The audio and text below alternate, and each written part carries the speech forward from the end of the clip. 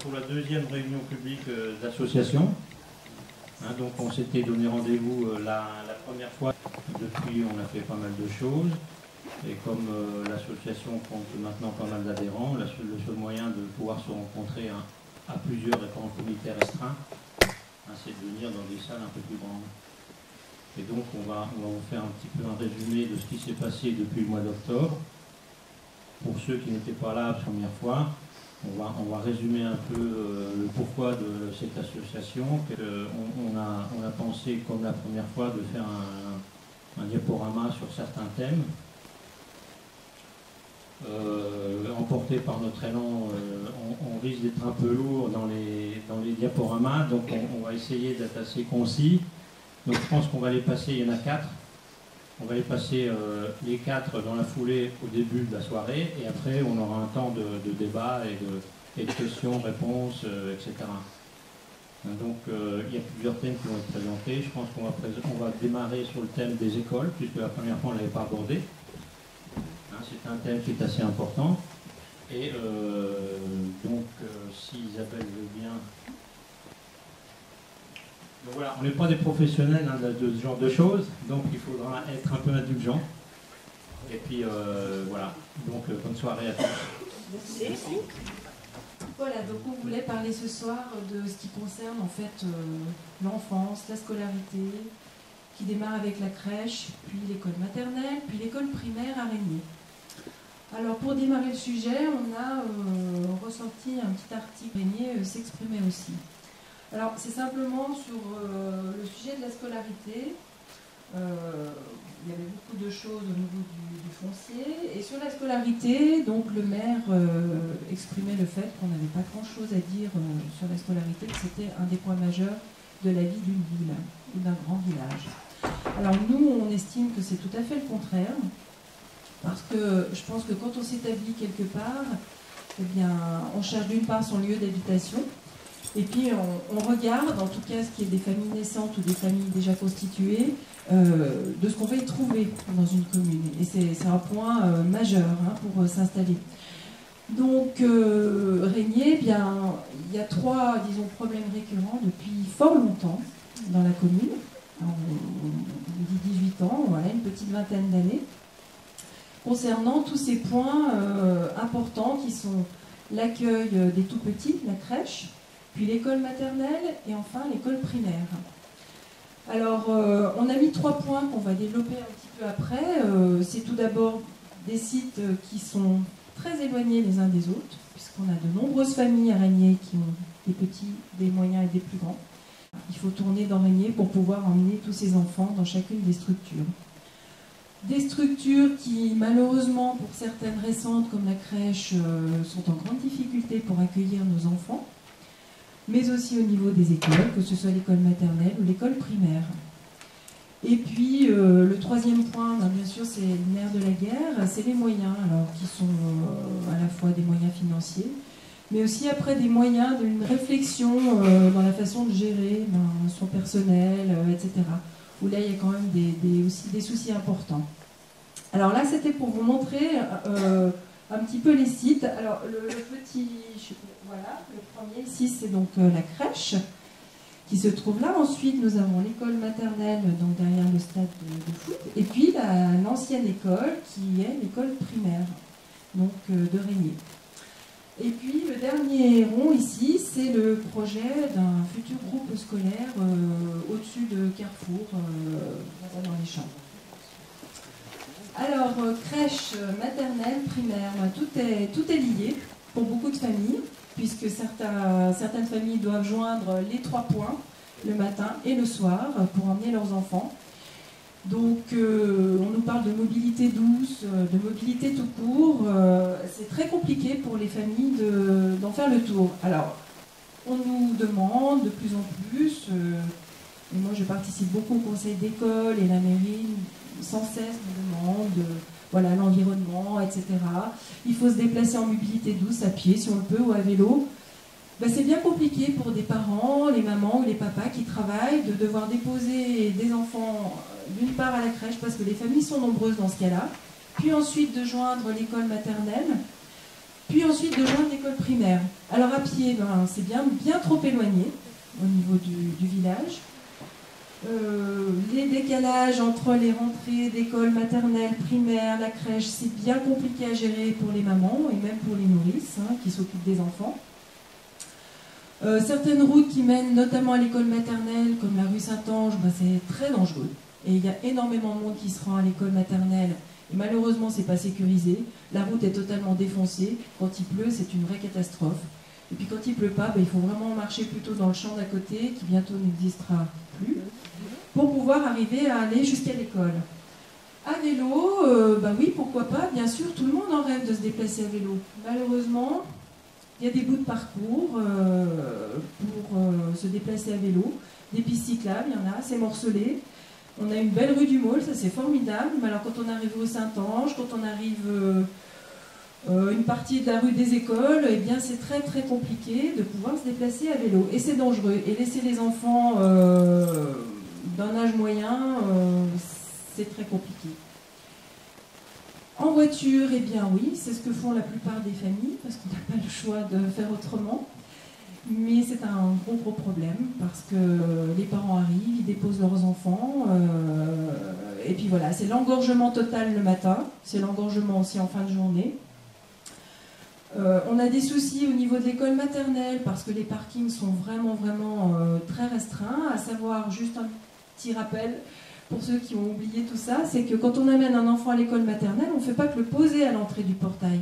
On doit l'emmener, on doit le déchausser, on doit le déshabiller pour le faire rentrer dans sa classe. Donc une maman ou un papa qui vient à l'école maternelle, il ne peut pas faire une dépose minute de son enfant devant l'école et lui dire « débrouille-toi ».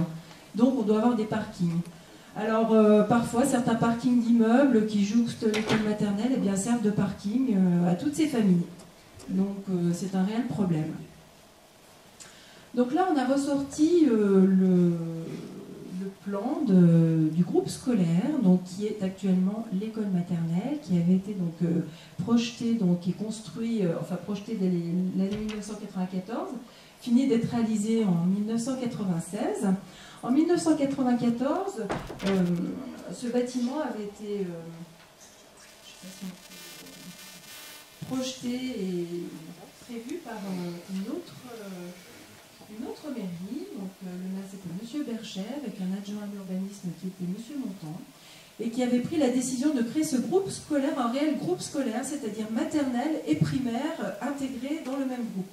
Ce qui permettait justement de regrouper et d'éviter, déjà à l'époque, il y avait disons, une pensée par rapport à l'évolution de la ville. De nouvelles élections en 1995, un nouveau maire, un adjoint à l'urbanisme, M. Ciclet. Et en 1996, eh bien, l'école a bien ouvert, le groupe scolaire a bien ouvert, mais c'est devenu une école maternelle uniquement.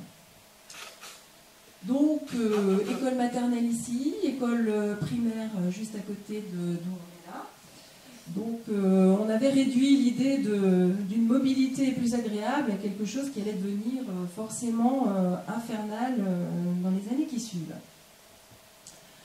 Donc voilà, là ça décrit le problème, donc une maternelle à côté du stade, une école primaire des écoles, et puis on arrive maintenant en 2013 et on est face à des problèmes énormes, voilà, c'est-à-dire qu'on a toujours une école maternelle d'un côté, on a toujours une école primaire de l'autre, on a une crèche en plus, c'est une totale catastrophe pour pouvoir joindre tous les bouts.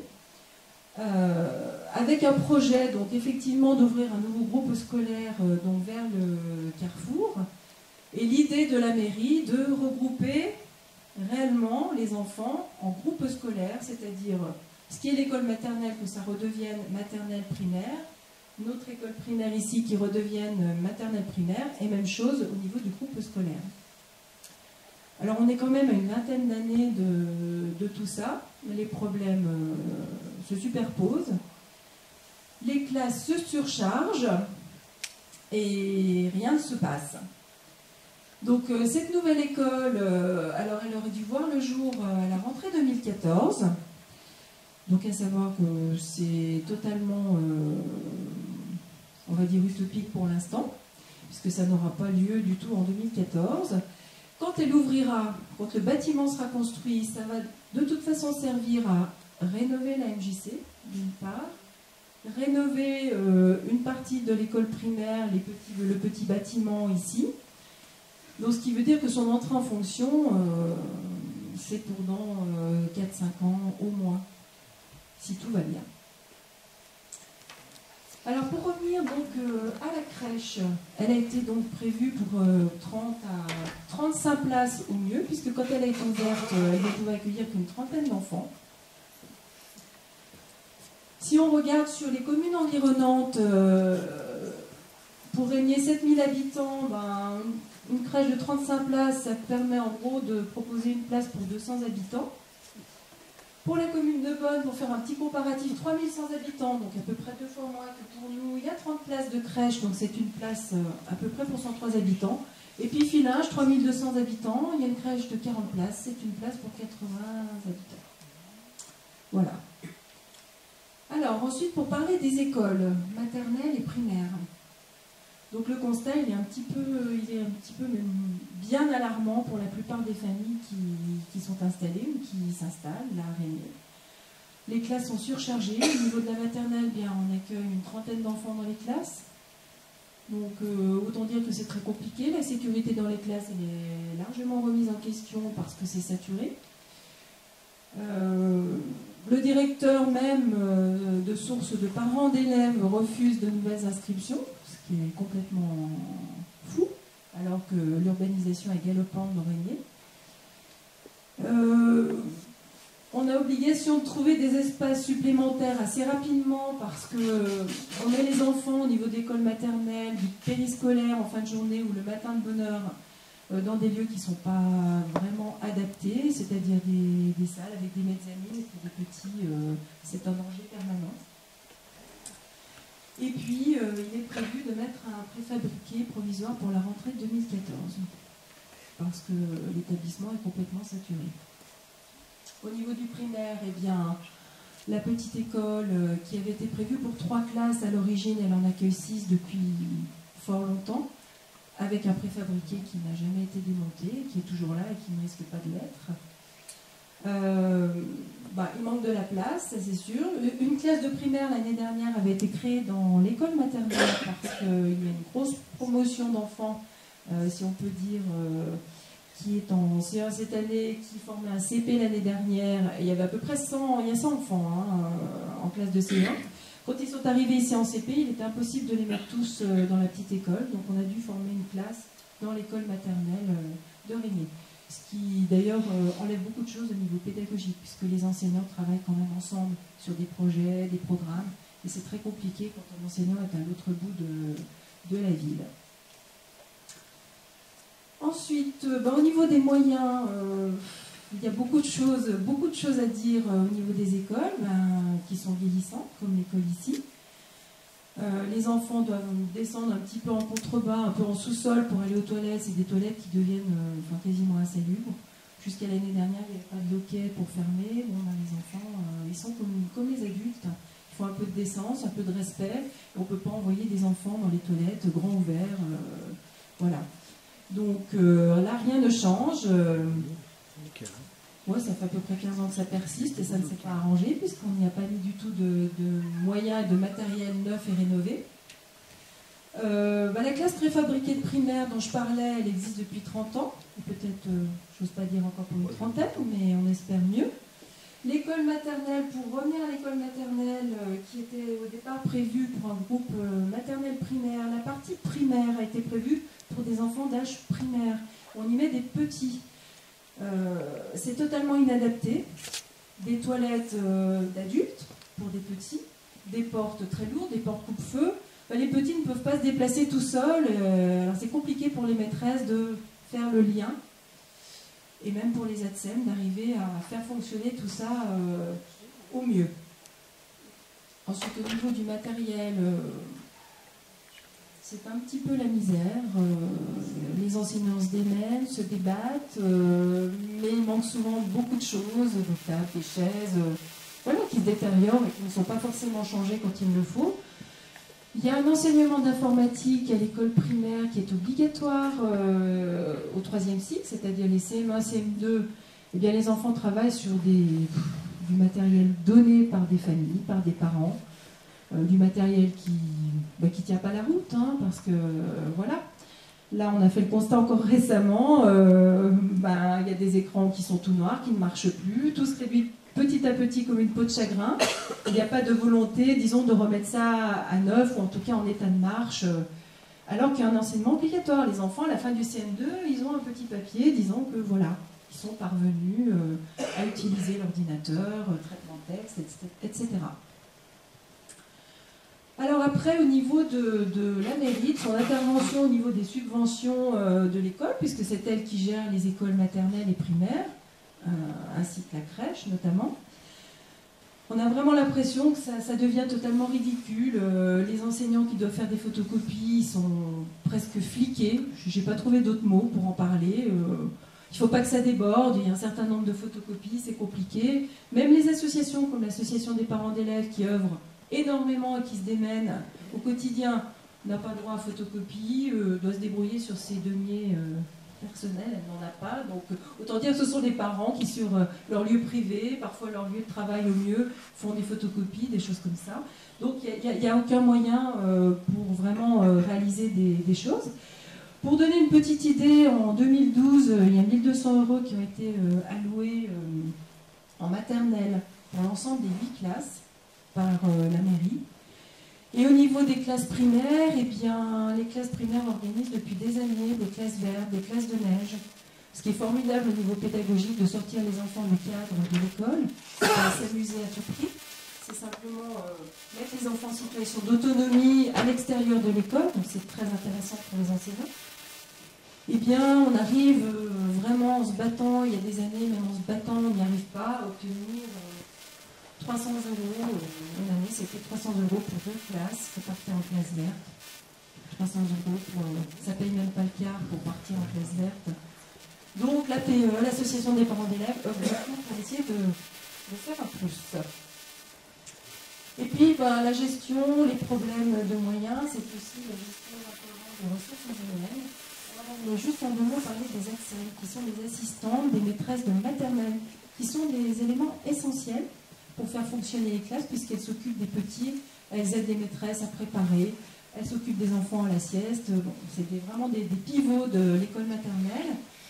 Eh bien, on les fidélise très peu, ou en tout cas, on les encourage à passer le concours de la fonction publique, puisque pour la plupart, elles ne l'ont pas. Et puis, cette année, été dernier, il y a eu vraiment Voilà, il s'est passé des choses pas très agréables. Il y a des ATSEM qui ont enfin obtenu leur concours. Et quand elles sont allées le crier haut et fort à la mairie leur a dit écoutez, on vous remercie, mais maintenant vous allez nous coûter beaucoup trop cher et on ne peut pas vous garder. Donc voilà. Et cette année, c'est un tournus affolant d'ATSEM, de jeunes qui viennent, qui sont malades, accidentés.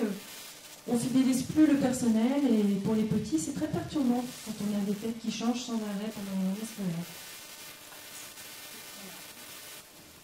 Donc en une petite vingtaine d'années sur Régnier, eh bien, le constat est un petit peu triste au niveau du scolaire. Donc l'école qui a été projetée,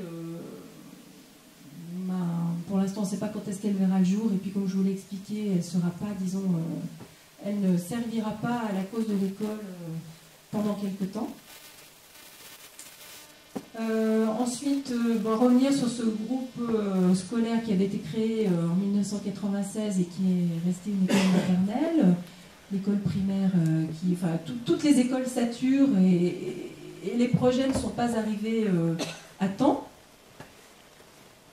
Voilà, l'école primaire toujours en préfabriqué, et puis on a enfin eu depuis l'année dernière, donc un pôle périscolaire au niveau de Régnier, qui a permis de créer une vraie cantine pour les enfants, puisque les enfants étaient accueillis ici à la FJC, mais c'était quand même relativement compliqué. Il fallait les faire manger à grand galop, parce qu'il y avait 2, 3 services, les enfants d'arpinage qui venaient, les plus grands, les plus petits. Donc c'était vraiment difficile pour les enfants de manger tranquillement et en paix.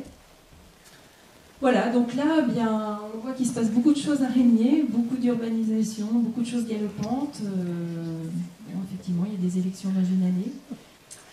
D'autre part, en créant ce pôle périscolaire, ce qui est une très bonne chose, mais la mairie donc, a retiré à la MJC tout son pôle périscolaire, qui était quand même un apport très très important de trésorerie et qui fonctionnait extrêmement bien, qui permettait le mercredi d'accueillir les enfants des parents qui travaillent donc, ici dans le pôle périscolaire, et qui donnait la possibilité à ces enfants d'avoir une activité au sein de la MJC, que ce soit musicale, que ce soit sportif, puisqu'il y avait une entente entre la MJC et les animateurs de la MJC de pouvoir conduire les enfants jusqu'à la porte de leur activité.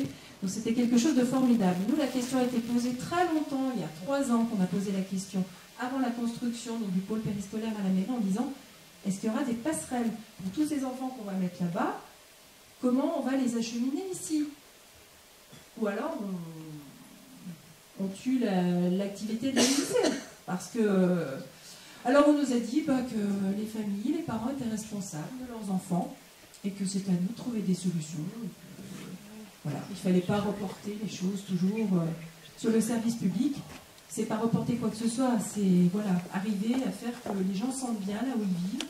Voilà, qu'il y a une organisation qui fonctionne et qu'on peut continuer de faire des activités à ses enfants et de ne pas culpabiliser parce qu'on travaille le mercredi, parce que c'est aussi un peu ça, parfois.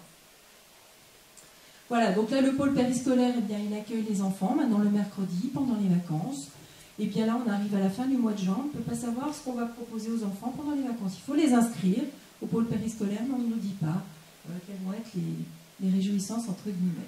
Et les réjouissances, elles ne sont pas formidables, puisqu'il ne se passe pas grand-chose pendant l'été pour les enfants. Donc la MJC, eh bien, elle a été amputée d'une grosse part de son activité, malheureusement, pour tout le monde. Mais voilà. Donc, voilà. Je crois que j'ai fait à peu près le tour déjà d'une petite partie donc, de ce qui concerne l'enfance et la scolarité jusqu'à la fin de la primaire. On va passer à un deuxième thème. Moi qui vais présenter, donc on va revenir un peu sur l'association et ses raisons d'existence. Voilà, donc au mois d'octobre, on a créé une association. Pourquoi on l'a créée? On va le voir. Les actions qu'on a fait depuis depuis sa naissance, depuis ça devait être début novembre et officiellement, et les résultats qu'on a obtenus. Donc la création de l'association a reposé en gros sur quatre piliers principaux. C'était l'explosion démographique que nous, on avait l'impression de voir sur Régnier. C'était le non-respect, cette explosion démographique est due à une explosion de l'immobilier qui repose aussi sur une qualité qui laisse à désirer. Et surtout, on constatait un non-respect du bâti existant assez permanent dans chaque construction. Ensuite, les critères qualitatifs de construction et d'urbanisation qui étaient minimistes ou inexistants. C'est-à-dire qu'on a l'impression qu'il n'y a pas d'encadrement de tout ça et qu'en fait, les promoteurs ont en gros la main libre de faire ce qu'ils désirent. Et eux, ce qu'ils désirent, bien sûr, c'est de rentabiliser au maximum. Et à la fin de tout ça, bien sûr, on avait l'impression d'avoir une absence de planification au niveau de la ville et une vision floue de la ville de demain. Quelle ville on veut obtenir? On ne savait pas trop. On avait l'impression qu'on va droit vers une ville dortoir. Alors si on prend très rapidement, je vais être assez rapide parce qu'après il y a d'autres thèmes, donc si je suis trop rapide, vous me le dites, mais on ne va pas revenir à chaque fois sur les... On ne va pas trop les détailler parce qu'on l'avait déjà présenté la première fois. Et donc les choses qu'on présente, elles sont sur le site internet, notamment sur les chiffres, sur l'explosion démographique. Donc l'explosion démographique, très rapidement, ça c'est un chiffre réel, c'est 2012, on a environ, c'est les données de l'INSEE, c'est 1900 habitants. Donc d'après le PLU avait été prévu pour une croissance annuelle de 2,5% par an, ce qui donne environ 7400 habitants en 2015. Donc nous, ce qu'on a fait, donc on avait parlé la première fois, c'est très simple, on a pris tous les permis de construire qui ont été accordés, donc ils sont certains d'être faits, et donc on a compté le nombre de logements, on a compté le nombre de logements, on a appliqué un chiffre qui est appliqué dans toutes les normes statistiques, notamment par l'INSEE, c'est-à-dire on comptabilise 2,3 habitants par logement créé. Et donc on obtenait un chiffre qui était largement au-delà des 2,5% annuels. Puisque nous, en 2015, d'après le nombre de logements qui ont été autorisés, on obtient, si on fait le ratio de 2,3 habitants, on obtient plus de 9 000 habitants en 2015. Donc à la sortie, la croissance réelle était de 9% et donc est 3,5 plus forte de ce qui est prévu normalement dans le PLU. Donc ce qui est énorme. Deuxième pilier, c'était le non-respect du bâti existant. Bonsoir, allez, vous pouvez vous asseoir. Le non-respect du bâti existant, hein, c'était donc le patrimoine bâti et le bâti traditionnel, peu ou pas pris en compte. C'est-à-dire que les nouveaux bâtiments qui sont créés, ils ne reprennent pas les critères architecturaux ni de près ni de loin de ce qu'on avait l'habitude de voir. On en avait parlé à la première réunion, on avait fait un diaporama de la grande rue, la rue des écoles, les bâtiments qui disparaissent les uns derrière les autres. Et on avait parlé aussi des fameuses zones, ce qui est un peu le cœur du PLU de Régnier, ces fameuses zones AUPM, zones à urbaniser avec plan de masse. Ce sont des créations de zones densifiées dans Régnier. Les zones avaient été créées sur le papier et en fait étaient totalement cloisonnées, c'est-à-dire qu'elles ne respectaient pas ce qui était environnant, ce qui était déjà existant, et il n'y avait pas d'harmonie non plus entre une zone et l'autre. D'ailleurs, on a la preuve à Régnier, hein, puisque à l'entrée de Régnier, vous avez une typologie de bâtiment, dans la rue des écoles, vous avez totalement autre chose, et tout ce qui est autour, ça ne ressemble plus à rien. Troisième pilier, ce qui est un peu voisin du deuxième, les critères qualitatifs de construction et d'urbanisation minimalistes ou inexistants. Donc des choix esthétiques contestables, mais avant tout anarchiques. L'excuse, on va y revenir, donc je vais aller assez vite, on va y revenir par des photos, c'est bien plus simple. L'excuse du particularisme ou du modernisme masque trop souvent le hideux ou le pas beau, quoi, on va dire. Une pression financière qui conduit au laxisme vis-à-vis du promoteur, pas ou peu de critères leur sont imposés, succession de copier-coller d'immeubles de promoteurs. Hein, c'est-à-dire qu'ils n'ont pas de critères esthétiques, donc en fait, on a les mêmes immeubles qu'on peut faire à Paris, dans la banlieue parisienne, qu'on peut faire dans le sud, j'ai rien contre ces immeubles, mais c'est sûr que par rapport aux bâtis traditionnels qu'on a autour, forcément, ça va ressembler à pas grand-chose. Une urbanisation désorganisée. Donc implantation, on va y revenir, implantation des immeubles anarchiques, on va voir ce que ça veut dire.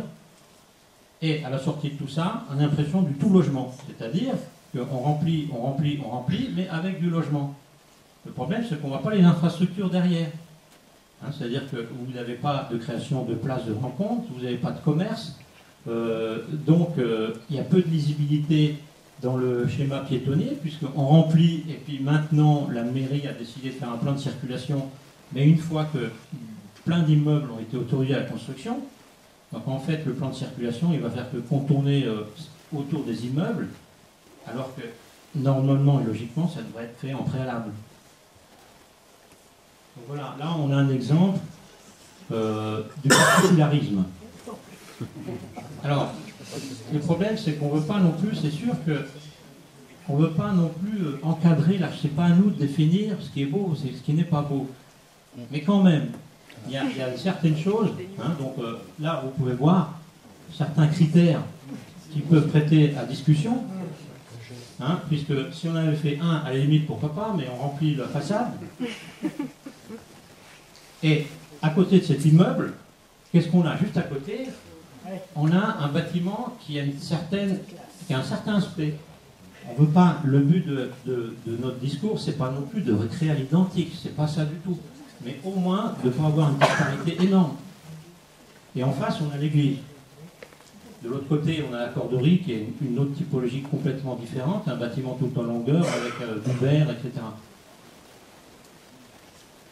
Une autre typologie, donc dans le choix des matériaux, dans le choix des couleurs. Donc là, on va prendre du métallique et puis d'autres couleurs. Notamment, si vous regardez, un poteau jaune qui fait 15 mètres de haut. Alors le jaune, on ne sait pas trop. Sur la façade qui va donner, donc ça c'est la pharmacie, hein, pour ceux qui... C'est la nouvelle pharmacie qui va sortir sur le grand parking du marché, et donc qui va démarrer bientôt. Et donc on a un grand poteau jaune, et en façade on a des tas de poteaux métalliques, hein, tout le tour de la façade c'est des puits en travers. Donc ça peut être comme ça, vu comme ça peut plaire. Mais le problème c'est ce qu'il y a autour. C'est encore une autre typologie totalement différente. Sans parler de la couleur, puisque vous avez une façade qui est orange. Et donc, autour de l'orange, il n'y en a pas beaucoup, quoi. Hein, donc c'est vrai qu'on peut créer des couleurs, mais ça fait assez fort quand même. Et donc, quand vous êtes sur la place, le parking du marché, si vous tournez, vous voyez, donc vous avez la maison de retraite, vous la voyez, hein, le bâtiment qu'on va créer, on va voir ça. Dans la grande rue, juste en dessous, on a la maison du notaire. Un peu plus haut, on a ce genre de maison qui se ressemble. Hein. On avait déjà parlé hein, dans la première présentation de l'association. Voilà, il y a une rupture un peu assez forte. Voilà, un autre type de cassure par rapport au bâti traditionnel. Hein, donc c'est le taux périscolaire. Puisque là, on a du plastique d'un côté, du bois de l'autre, enfin des matériaux composites. Et donc toujours une façade assez chargée au niveau de la couleur. Par rapport, voilà, dans un certain contexte, ça peut, mais là, face juste collé à ça, bon, ça peut un peu choquer, quoi. On parlait de ce bâtiment, on revient en arrière, vous avez ce bâtiment-là, on a refait la toiture il y a plusieurs décennies, et depuis, ce bâtiment-là, il est resté intact. Le pot, ça c'est le pot périscolaire, donc c'est la cantine qui est derrière. Dans une dizaine d'années, ça va être un fardeau pour la municipalité. Bon, ça on ne va pas parler aussi de la qualité, mais franchement, ça laisse à désirer. Donc voilà, on va reprendre un peu sur un plan de Régnier, une vue du haut, le satellite, pour parler, on disait, de l'implantation anarchique. Alors, on avait commencé par, dans la grande rue, la Corderie, qui est un immeuble qui est totalement perpendiculaire à l'axe de tous les autres bâtiments qu'on avait dans la grande rue. Bon, pourquoi pas? Et donc, quand on a posé la question à l'adjoint à l'urbanisme, il nous a répondu, mais c'est le Grenelle de l'environnement, vous ne comprenez rien, parce que ce bâtiment est traversant, il est plein soleil, et donc, pourquoi pas? Sauf que, juste après, on a créé la Corderie 2, qui est totalement perpendiculaire au premier. Alors, il faudra qu'on m'explique lequel est bien orienté, parce que s'il y en a un qui est bien orienté, l'autre, il ne l'est pas. Et voilà. Et donc, après, on crée pareil pour le Saint-Joseph, celui qui est en train de se faire maintenant. Il y a deux bâtiments, il y en a un qui est dans un sens et l'autre dans l'autre. Si vous regardez ce qu'on faisait toujours normalement dans les villes et dans les villages, on essayait de faire un alignement des bâtiments. À peu de choses près. Dans la grande rue, l'axe des bâtiments, il est tout le long de la grande rue et ils sont plutôt alignés, hein, tout le long de la grande rue, idem pour la rue des Écoles. Alors on pourrait se poser la question, la zone là-haut qui a été créée, à l'entrée de Régnier, quel est l'axe des bâtiments? Est-ce que c'est un axe comme ça ou c'est dans l'autre sens? Parce que après, à la sortie, l'impression c'est que l'axe il va être comme ça, quoi. C'est-à-dire il n'y a pas d'implantation, c'est totalement anarchique, c'est dans tous les sens. Ce qui fait que certains vont avoir le soleil, d'autres pas, enfin bon. Voilà. Idem pour le chantier qui démarre en ce moment, qui a démarré cette semaine dans la rue de Saint-Ange, le projet Vinci, hein, c'est Angel Park. Donc vous aurez 7 immeubles, les 2 rangées d'immeubles qui sont déjà perpendiculaires entre eux, et puis le troisième il est en L. Donc pareil. En bas vous avez donc la pharmacie qui va être totalement perpendiculaire, et dans la rue des Écoles, ici, vous avez les 3 bâtiments, il en manque un, mais c'est un axe qui est en forme de L aussi. Donc voilà, c'est un peu anarchique. Ouais. Donc la résultante, c'était le 4e axe, on avait l'impression d'un manque de vision de la ville, quel type de ville on veut obtenir pour demain. L'absence de planification, ben, les écoles, c'est ce qu'on vient d'expliquer.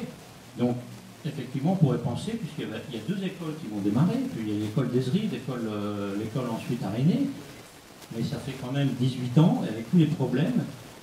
Dans l'intervalle, on a quand même créé l'école d'Arculinge. Alors, c'est bien pour Arculinge, mais ce qui va être, ça va être un problème, puisque on va créer l'école d'Ezri, qui va avoir une cantine, on va créer l'école de Régnier qui a sa cantine, l'école d'Arculinge, on va les mettre tout à la cantine, c'est-à-dire ils vont descendre, soit ils vont monter à Ezri, soit ils vont descendre, enfin on ne sait pas trop. Donc rien que le choix d'Arculinge, ça prête à discussion au départ. Donc les écoles, on ne sait pas trop quelle était la vision, le projet de la municipalité à ce niveau-là. Je vais trop vite. L'hôpital local. Pour l'hôpital local, c'est un grand sujet. Ça fait 3 ou 4 ans, donc la maison de retraite et maintenant l'hôpital local de Régnier, on a déjà parlé, doit être reconstruit, parce que c'est un bâtiment qui est ancien, qui est plus aux normes, etc. Donc ça fait 3 ou 4 ans que est demandé à la mairie de trouver des terrains, d'environ 12 à 15 000 m² de terrain, ce qui n'est pas rien. Et ça a traîné, ça a traîné, ça a traîné. Jusqu'à ce qu'il y ait une proposition qui intervienne, notamment à côté de Carrefour Market, un terrain qui était disponible. Le problème, c'est au tarif un peu du marché, quoi. Et donc pour l'hôpital, comme il n'y a pas au niveau des fonds publics, il n'y en a pas énormément, payer, vu le prix du foncier ici, 15 m², ça ampute déjà lourdement le budget de construction de l'hôpital. Donc c'est un problème. Donc dans l'intervalle, il y a eu certaines communes, dont Perjussy, qui s'est proposé à des terrains bien moins chers. Et donc c'est à ce moment-là que Régnier a commencé à bouger. Donc pour l'instant, on ne sait pas trop ce que ça va donner, ça va sûrement bouger, c'est en phase, mais s'il n'y avait pas eu l'aiguillon Perjussy, on ne sait pas trop où on en serait. Ça fait 4 ans qu'on attend. Si Perjussy n'avait pas stimulé derrière, Régnier, je ne sais pas si on serait avancé. Maintenant, ça risque de bouger, notamment, il y a un petit doigt qui dit qu'avec les élections municipales, ça risque de se décanter assez vite. Donc, à centre de planification, à Régnier, quel type de ville on veut? Est-ce qu'on garde l'aspect de la ville rue, c'est-à-dire, moi je ne vois pas de place centrale à Régnier. Est-ce qu'on veut en créer une? Est-ce qu'on veut créer une ville? Si la ville va se développer, comment elle va se développer? Où va être le centre de Régnier? Est-ce qu'il y a des espaces de rencontre? Est-ce qu'il y a des espaces pour les commerces? On ne voit pas tout ça point. On voit que de logement, comme on disait tout à l'heure. Et donc un plan de circulation qui vient d'être débattu, en plein de réunion, mais le plan de circulation vient a posteriori. On a essayé de mettre sous le tapis le PLU, mais au plan de circulation, on nous a dit on n'est pas là pour discuter du PLU. Donc, faire un plan de circulation sans parler du PLU, ça me paraît difficile. Donc, en fait, on a parlé beaucoup du détail, quoi. C'est-à-dire de mettre une zone à 30 à tel endroit, d'essayer d'améliorer la piste cyclable à tel endroit, mais ça, c'est pas, à mon avis, c'est pas un plan de circulation pour l'avenir. Donc, la vision floue, c'est ce que je disais, hein, le logement, une ville-rue, etc. Idem pour Ezri, parce qu'on a un peu parlé d'Ezri. Quelle est la vision d'Ezri? On ne sait pas. En tout cas, avait été projeté donc un gros groupe d'immeubles. C'est pour ça qu'il y a eu un recours au tribunal. Malheureusement, le tribunal a donné tort à l'association, puisqu'en fait le PLU autorisait. Donc le tribunal a dit, mais si le PLU l'autorise, nous on ne peut rien faire. Et donc, Ezri va quand même avoir ces constructions qui vont probablement démarrer. Et donc, quelle est la vision pour Ezri? On ne sait pas non plus, puisqu'on veut remplir, on veut densifier Ezri, qui jusqu'à présent n'avait aucun immeuble, et donc forcément aucune infrastructure adaptée. Ces petites phrases qui ne sont pas fausses, hein, qu'on soit fanatique du futur ou un rêveur du passé, il ne change qu'une cité est belle par son unité. Et comme on disait, l'unité Régnier, on a du mal à la voir. N'oublions pas que ceux qui voient le dehors d'un bâtiment sont bien plus nombreux que ceux qui voient le dedans. Donc déjà, l'aspect extérieur compte énormément. Même si à l'intérieur, on va nous dire que c'est bien, c'est fonctionnel, c'est tout ce qu'on veut. Mais si dehors, c'est très moyen, bah, ça va rester moyen. Voilà, nous tombons dans une médiocrité urbaine où le détail architectural et la symétrie des belles rues d'antan sont remplacés par des mélange déplaisant avec des bâtiments incongrus. Voilà. Quel type de gestion, c'est la question qu'on va poser à la fin, quel type de gestion on va appliquer pour la ville, enfin, le futur de Régnier?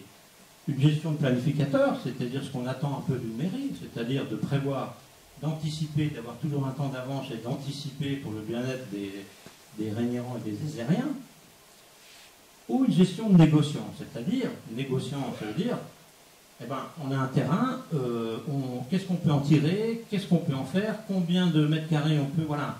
Hein, pour l'instant, on a l'impression que la gestion, c'est plutôt ça, quoi. Hein, et donc, on ne voit pas trop la planification, on reste sur des méthodes qui pouvaient fonctionner dans des petits villages ruraux, mais qui, si on veut aller vers une petite ville, ça risque de coincer. Donc ça, c'était les raisons pour lesquelles on a fondé l'association. Donc maintenant, les actions de l'association depuis qu'on l'a créée. Bon, il y a eu des articles dans les journaux, on a fait un site internet, on a fait des flyers, je pense que la plupart on les ont reçus pour essayer d'alerter, pour essayer de faire bouger les gens, pour susciter la réflexion. Sur Internet, de temps en temps, on essaye de tenir au courant les gens sur certaines choses, etc. C'est la lettre d'information qui est diffusée via Internet. Même si nous aussi, on est très occupés et donc on n'a pas beaucoup de temps, mais on essaye dans la mesure du possible. On a participé en tant qu'association au plan de circulation, avec des résultats pas mirobolants, on va dire. En une lettre officielle, on va y revenir, a été adressée à la mairie au mois d'avril. Donc ça, c'est un peu toutes les actions qu'on a fait auprès de la mairie pour essayer de remettre nos thèmes sous le tapis pour voir si on avait une réflexion, etc. Donc ça, c'est la lettre qu'on a envoyée, on l'a diffusée à pas mal de monde. Bon, après, on pourra vous la rediffuser si des gens le demandent. Hein, c'est la lettre qui a été envoyée par le maire. On en reparlera tout à l'heure, on ne va pas la lire, il faudrait des heures. Les résultats de l'association. Déjà, au niveau de la diffusion des informations. Donc au 20 mai, donc on s'est arrêté il y a un mois à peu près, on avait 127 adhérents, 170 inscrits à la lettre d'information de l'association. Bon, le site internet est assez visité, puisqu'on a environ 20 visites par jour, et on a des statistiques, et les visites semblent assez, sur le site, semblent assez continues, ne faiblissent pas, donc ça veut dire qu'il y a quand même un intérêt. Bon, ça c'est les statistiques, on voit que les visites, le nombre de pages, ça reste assez stable et pique. En fait, c'est les week-ends. Bonsoir à toutes et tous. Je m'appelle... Alors, excusez-moi. Donc, on va... Informaticien, notre webmaster, comme on l'appelle, Joris Bruchet, qui devait être parmi nous, malheureusement, n'a pas pu être là ce soir. Donc, il nous a envoyé une petite vidéo de 2 minutes que je vais vous passer. Je m'appelle Joris Bruchet, je suis né à Perjussy, j'ai 31 ans, et j'habite Régnier depuis 5 ans maintenant. Dans la vie, je suis responsable informatique dans une ONG pour la lutte contre le sida. Pour l'association, je suis le webmaster ou la personne qui a créé le site web et qui le maintient à jour et qui s'occupe aussi de la communication sur le web. Pour ma part, je n'ai que très peu de connaissances dans l'urbanisme ou même dans la mobilité, dans les nouvelles normes environnementales, mais depuis peu, j'ai vu le visage de Régnier changer. Des immeubles, pour la plupart inesthétiques, ou du moins pas à mon goût, profitant de la situation stable de la région pour faire augmenter les prix du foncier. Mais le coup de grâce qui m'a poussé à agir et à m'engager auprès de l'association cadre a été la maison du Carré du Roi, à côté des terrains de sport du gymnase de Régnier. Je vais maintenant vous parler des statistiques du site web. Le site web a été lancé le 17 janvier 2013. Depuis cette date, nous avons une moyenne d'à peu plus de 20 visites par jour, pour 3 à 4 pages visualisées par visite en moyenne. Les pages les plus consultées sont la page d'accueil, la page d'adhésion, en 3e position la page listant le conseil d'administration, donc les noms du conseil d'administration, la page relatant les articles de presse. Donc ça montre malgré tout une forte demande d'adhésion parce que donc la page d'adhésion vient en deuxième place.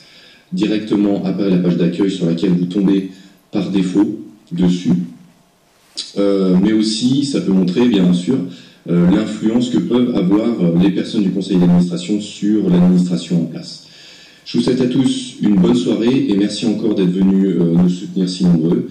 Et je m'excuse de ne pas avoir été parmi vous ce soir, mais ce sera chose faite la fois prochaine. Bonne soirée, merci beaucoup. Merci à Joris. Donc les résultats de l'association, depuis qu'on l'a fondée, quels résultats on a obtenus? Résultats auprès de la municipalité. Très décevant. Pourquoi? Donc on a fait une lettre assez précise, hein, on pourra la diffuser, ceux qui ne l'ont pas vue, on posait des questions sur la démographie galopante araignée, sur l'esthétique, etc. Réponse très évasive de la mairie. Je prends juste un exemple. Si on prend le bulletin municipal qui est fait une fois par an, le gros bulletin municipal qui résume, vous avez tous les chiffres des permis de construire, le nombre de logements créés. Et en se penchant dessus, on s'est rendu compte que même en faisant les additions, les sommes, les soustractions, il n'y a rien qui revenait juste.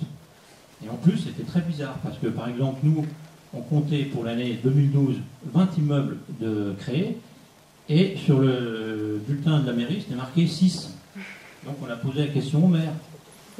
Parce que nous, les chiffres, on n'avait pas les mêmes comptes.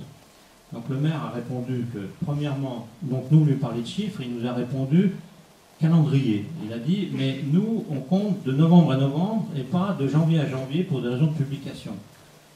C'est pas ça la question, parce que de toute façon, les immeubles étaient créés en moins d'un an, les 20 immeubles.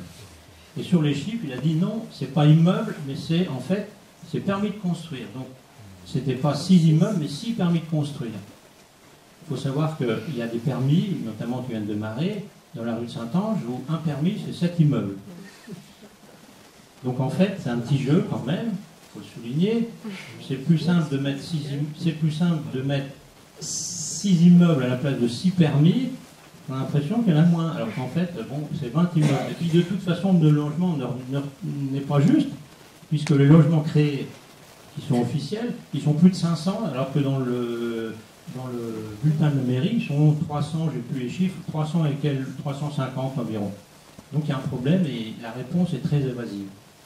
Ensuite, sur les critères architecturaux, on a pris un exemple, on a dit est-ce que les choix des coloris sont bien arrêtés, notamment l'histoire du fameux pilier jaune, on a pris un exemple. À l'époque, on n'avait pas encore, il n'y avait pas encore les trucs rouges sur les balcons. Et donc la réponse a été que ça dépendait, le rendu photographique dépendait des photocopieuses. C'est la réponse officielle. Hein. Ça dépendait des photocopieuses suivant les publications. Le rendu n'est pas le même. Pourquoi ça te fait rire, toi? Premièrement. Et deuxièmement, de toute façon, les coloris ont été approuvés parce qu'ils sont conformes au nuancier de la mairie. Genre, il y a un nuancier dans le plan, dans le PLU. Vous avez des nuanciers de coloris pour les façades et pour les toitures. Et donc, a priori, il aura été accepté. Bon, a priori, donc il doit y avoir du rouge et du jaune dans le nuancier. Je ne sais pas, c'est le Tarlequin qui a dû le faire. Enfin, voilà. Donc, de ce côté-là, pas de prise en compte sur nos revendications, on va dire. Refus d'aborder, je l'ai déjà dit, dans le PLU, dans le plan de circulation. Et puis, rejet en bloc des alarmes lancées par l'association sur les prévisions démographiques, sur la cohérence de la qualité du bâti, sur l'évolution vers une ville dortoir. Alors je veux juste dire un mot sur la cohérence et la qualité du bâti. Je ne sais pas si vous avez vu l'article dans le Messager de la semaine dernière, où le maire répond, parce que donc il y a un article sur l'association qui avait présenté, etc. Le maire a répondu sur la qualité en disant « Je ne comprends pas cette association, puisqu'à Régnier, de toute façon, on ne voit pas de quoi ils veulent parler, puisque Régnier, c'est un ensemble de fermes. Il n'y a jamais eu de cohérence. Et donc, on ne voit pas de quoi ils veulent parler. À Régnier, il n'y a jamais eu rien de spécial, notamment la Grande Rue. Ce qui me paraît incroyable, que le premier citoyen de la commune dise ça. Moi, enfin bon, c'est en gros, si on peut résumer, à Régnier, il n'y a rien de spécial. En gros, c'est moche. Donc, pourquoi j'irais faire du joli, puisque c'est moche, et c'est plus facile de faire du moche. Enfin bon, en gros, moi je le lis comme ça entre les phrases. Quoi. Un développement maîtrisé, il ne suffit pas de le dire et de le marquer dans le PLU, il faut le faire. Bon, ça c'est pour rigoler un peu. Donc, les résultats, ben, ils sont zéro, on va dire, puisqu'il n'y a aucune prise en compte. On ne demande pas que le maire non plus se mette d'un coup de baguette magique à adopter toutes nos remarques, mais un minimum. Là, c'est le rejet en bloc. Et pourtant, les faits nous donnent raison. Quels sont ces faits? Si on va regarder les communes environnantes, Perjussy, vous savez que Perjussy vient d'engager une révision complète de son PLU. Le maire de Perjussy, notamment, c'était cet hiver, la croissance démographique n'est plus régulée par le PLU, il faut préserver l'identité de la commune car ce sont les promoteurs immobiliers qui décident. C'est le maire de Perjussy qui le dit, c'est pas moi. Ça, c'est le bulletin municipal de cet automne, Perjussy. Bon, on lit rapidement que donc l'urbanisation de la commune, la croissance de la population a été environ 2 fois plus rapide que prévu, alors qu'à Perjussy, il n'y a quand même pas beaucoup d'immeubles. Donc, à Régnier, avec tous les immeubles, je ne sais pas comment faire respecter les 2,5%, même si on allait faire des calculs, quoi. Et donc, le maire de Perjussy continuait, si ce rythme de croissance devait se poursuivre, la commune aurait à prévoir des équipements publics financièrement lourds à gérer dans le temps. Donc, Perjussy vient de se rendre compte et d'engager une révision du PLU.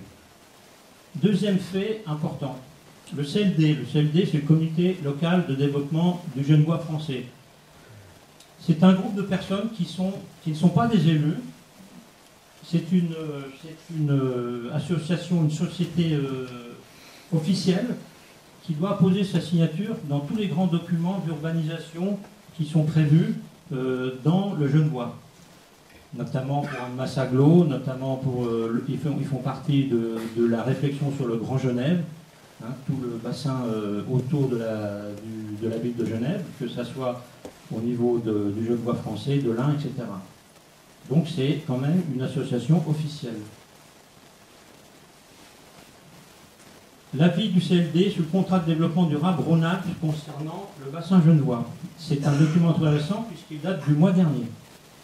Que dit rapidement, je vais vous le lire rapidement. Globalement, les habitants apprécient de vivre dans des quartiers à dimension humaine et recherchent cette appréciation dans leur cadre de vie, même si chacun a d'ailleurs sa perception propre de la dimension humaine. Depuis plus de 10 ans, le mot de densification a été de plus en plus appliqué, malheureusement souvent au détriment de l'existant, des quartiers, des villas, d'un patrimoine rural qui donnait à ce territoire un lien avec son histoire et confortait son caractère et sa convivialité. C'est bien ce qu'on vient de dire, et ce n'est pas nous qui le disons. Hein, donc il y a des instances au-dessus qui le notent. Donc le CLD en bas souhaite que les politiques habitat coordonnées puissent répondre de manière plus qualitative à la bonne insertion des constructions nouvelles entre elles et avec le tissu bâti existant et renforcer ainsi l'identité du territoire. Dernière chose, face à l'urbanisation encore à venir, le CLD interpelle les acteurs du territoire sur le patrimoine bâti. Voilà, et puis on ne va pas lire parce que... Mais voilà, donc en gros, c'est ce qu'on dit depuis un certain temps. Dernière chose. Lundi 22 octobre, c'est pas vieux. À la maison Cécile Boquet, c'est juste à côté. Études architecturales, patrimoniales urbaines et paysagères de la communauté de la commune Arves et Salaire, dont Régnier fait partie. Donc M. Ciclet est le président de l'urbanisme à la communauté de communes. Est-ce que quelqu'un a entendu parler de cette étude? Pas grand monde, je pense. Pourtant, vous la retrouvez en première page sur le bulletin de Perjussy, qui s'appuie là-dessus, entre autres, pour la réflexion de son PLU. Si on va dans ce document, qui est assez intéressant, on peut dire certaines choses.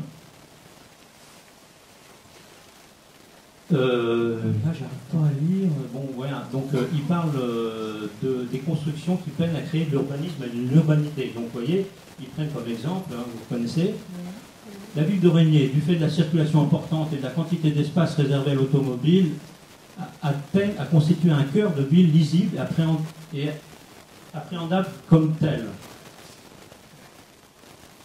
La mixité d'usages et de services à disposition, habitat collectif et individuel, semble trop épars. Ces fonctions semblent trop dissociées et ne pas fonctionner ensemble. Là, on parle de Régnier. Hein.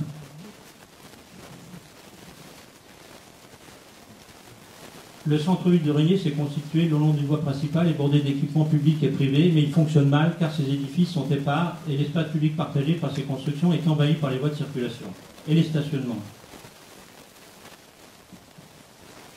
Donc il disait encore sur Régnier, manque d'uniformité et d'identité de l'espace bétonné, équipement public, commerce le long de la qui rendent un effet distendu, absence de place urbaine, le sentiment d'éléments flottants que l'on peine à rejoindre en voiture plutôt qu'à pied.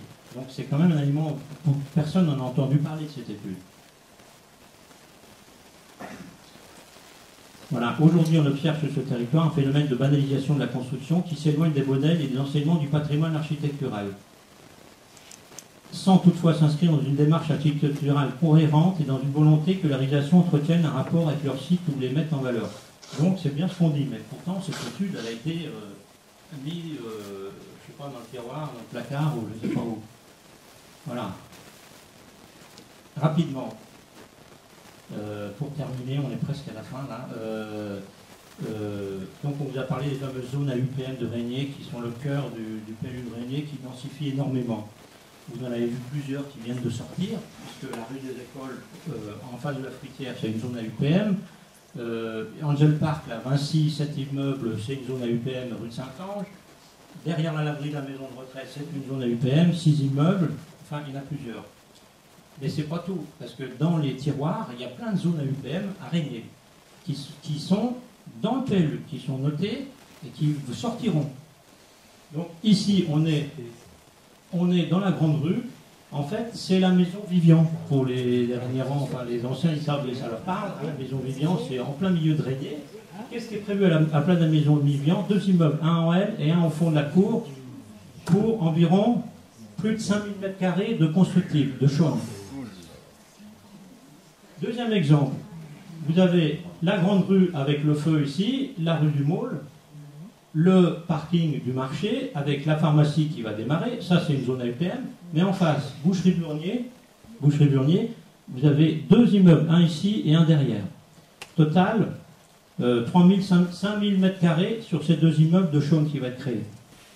En plus, là, on va être en face de la maison d'hôpital local. J'espère que le critère, parce que là, ça va être vraiment en miroir. Donc ça, c'est prévu un jour. Une autre zone, rue de la Gare. Donc on passe, si on regarde ici, si amputé, on a le carrefour de le rond-point de l'ancienne gendarmerie. Vous remontez rue de la Gare. Ici, environ, vous êtes à la boulangerie Péguet. Donc ici, on est en dessous du Montgelat, le château. Donc c'est une zone qui a été ouverte, celle-là, parce qu'elle vient d'être autorisée. Elle vient d'être autorisée. Vous avez 5 immeubles, normalement, qui vont sortir. Alors, bon, le promoteur, il y a des histoires de promoteurs qui traînent des pierres, enfin, mais elle a été, le permis de construire est affiché là.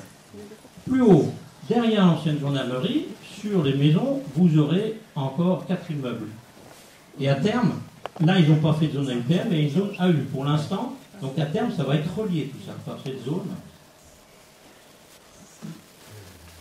Un autre exemple, on en avait parlé beaucoup la dernière fois, c'est on est en haut de la grande rue. Quand vous êtes au rond-point ici, vous descendez la grande rue sur la droite. Après l'immeuble l'Élysée, vous avez une maison avec un terrain derrière. Il y aura 3 immeubles de prévus.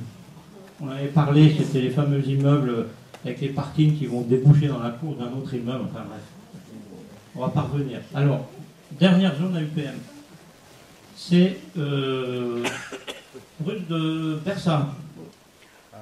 Ça, c'est le supermarché Carrefour. Alors ici, normalement, au départ, était prévu des habitations. Et puis, donc, il y a eu changement. A priori, le futur hôpital local de Régnier serait ici. L'école va être prévue derrière.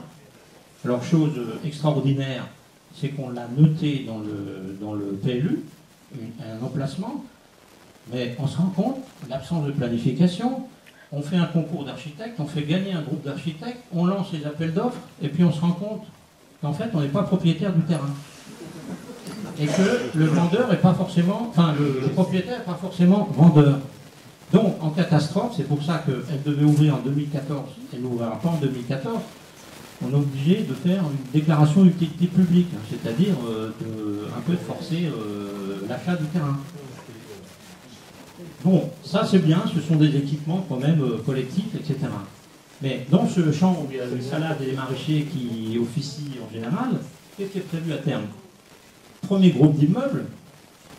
Alors en bas, vous voyez la chaune qui est énorme, 12 000 m² environ de prévu.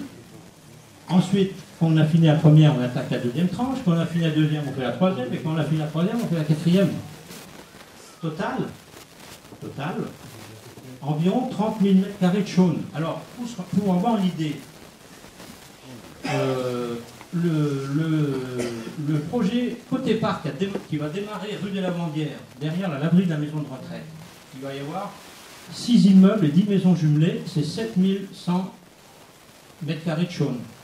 Donc en gros, 30 000 m², c'est entre 26 et 30 immeubles. En gros.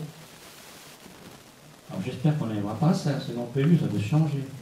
Mais c'est énorme. Dernière chose, je termine. Bulletin municipal de 2006.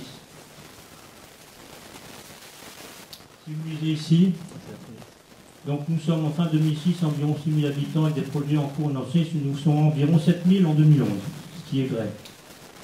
On peut toujours s'interroger sur cette évolution. Était-elle souhaitable?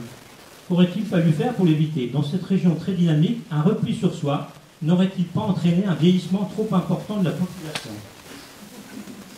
Alors, on a trouvé plein d'excuses, mais alors celle-là, c'est-à-dire qu'on bétonne Régnier pour éviter le vieillissement de la population.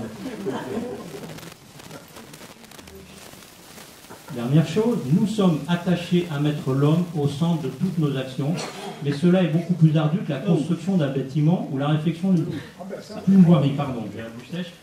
Effectivement, c'est vrai, puisqu'on s'est rendu compte que c'est beaucoup plus facile de construire un immeuble que de s'occuper de l'humain. C'est ce qui se passe à Régnier, c'est ce qu'on dénonce.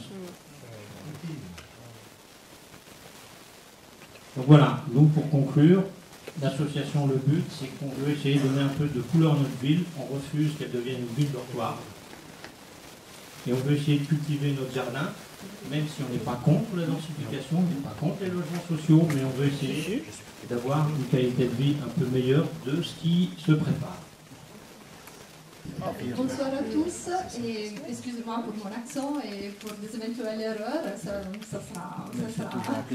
Donc moi c'est un tout petit peu au début un tout petit peu plus technique parce que pour moi vraiment les PLU d'ailleurs avec M. le maire on a discuté souvent et il me reproche de vouloir changer les PLU, mais d'après moi c'est vraiment la base pour changer aussi la manière dans laquelle on vit et on vivra après. Et si on ne change pas les PLU, on ne pourra rien faire, d'après moi. Et parce qu'on peut se tromper, hein, un PLU, ce n'est pas une chose, on peut se dire à un certain moment, ben, on s'est trompé, mais il faut à un certain moment se le dire et changer. Et pas changer en pire, essayer de changer en mieux. Et donc, moi, je n'ai pas écrit des lettres, je me suis rencontrée souvent avec M. le maire et M. Pugin. Mais donc, on a bien compris que pour ce qui concerne la réhabilitation des bâtiments à Régnier, ben, on n'a pas le même point de vue. D'après eux, il n'y a vraiment rien qui a conservé à Régnier. C'est la preuve, hein, tout ce qui va tomber, c'est eux qui ont décidé que ça doit tomber en fait. Parce que, à part la maison du Carré du Roi, qui apparemment, c'est, comme il a dit M. le maire, il a oublié que cette maison, elle existait. Mais les autres, c'est lui qui est passé avec lui ou ses adjoints, je ne sais pas qui, mais qu'ils ont décidé que ces maisons elles pouvaient tranquillement tomber. Et logiquement, vu que c'est un centre-ville, à la place de ces maisons, ben, c'est un centre-ville, donc une zone à 0,80. Donc ça signifie qu'au 1000 m², on peut construire 800 m² et le calcul est vite fait en fait. Et moi en 2004, j'avais déjà vu les PLU et j'étais convaincue que ces PLU permettaient trop de choses en fait. Et que c'était fait d'après moi dans une table et les gens qui avaient fait ces PLU, ils n'avaient pas vraiment fait un petit tour en vélo dans Régnier même. Ils n'étaient pas tellement regardés autour, mais apparemment je me trompe. Donc on laisse tomber ce qu'on pouvait sauvegarder, parce qu'apparemment de toute façon, même en discutant avec M. le maire, quand on dit ça et qu'il raconte ça, qu'il y a des personnes qui voudraient sauvegarder des maisons, ça fait rigoler tout le monde à tous les niveaux. Donc, on arrête de rigoler et on passe à voir les villes qui vont nous proposer, en fait. Souvent, quand on discute avec nos élus, ils nous disent que c'est la loi Grenelle qui va dicter les nouvelles théories de la ville qu'ils vont nous proposer. Alors bon, je suis un tout petit peu documentée parce qu'il faut dire que moi aussi je ne savais pas trop. Donc j'essaye en première partie de vous dire en quelques mots qu'est-ce que c'est cette loi Grenelle. Peut-être il y a quelqu'un dans la salle qui la connaît beaucoup mieux que moi. Et en deuxième partie, je voudrais vous montrer si vraiment cette loi et ce qu'elle propose c'est appliqué au niveau de notre commune, effectivement. Alors, donc, la loi Grenelle, c'est une loi qui a été proposée par l'État, justement, en matière d'urbanisme, des transports et d'énergie, pour préserver la biodiversité. Donc, c'était proposé au niveau national et au niveau local pour, disons, préserver la biodiversité. Localement, ont été faits des plans, disons, des projets d'aménagement et des développements durables qui s'appellent les PAD, et aussi des SCOT. Et logiquement, les PLU, cet instrument duquel on parle depuis longtemps, il doit en quelque sorte être cohérent avec tout ce qui est les PAD et les SCOT, mais notamment avec les PAD, que c'est ces projets d'aménagement et de développement durable qui concernent plutôt notre territoire, parce que la loi s'était faite au niveau national. Donc, on va voir, tu peux continuer, tout le monde sait qu'est-ce que c'est un PLU, hein, il nous donne l'idée de combien ça peut être haute notre maison, des distances qu'on doit avoir par rapport au terrain contigu et comme ça de suite. Tandis que, qu'est-ce que c'est un PAD? C'est un tout petit peu plus difficile. C'est quand même un document politique qui va exprimer les projets dans notre territoire dans les années à venir. Par exemple, à Régnier, on sait que le CEVAL va arriver, donc on va essayer d'organiser Régnier en fonction, par exemple, de l'arrivée du CEVAL.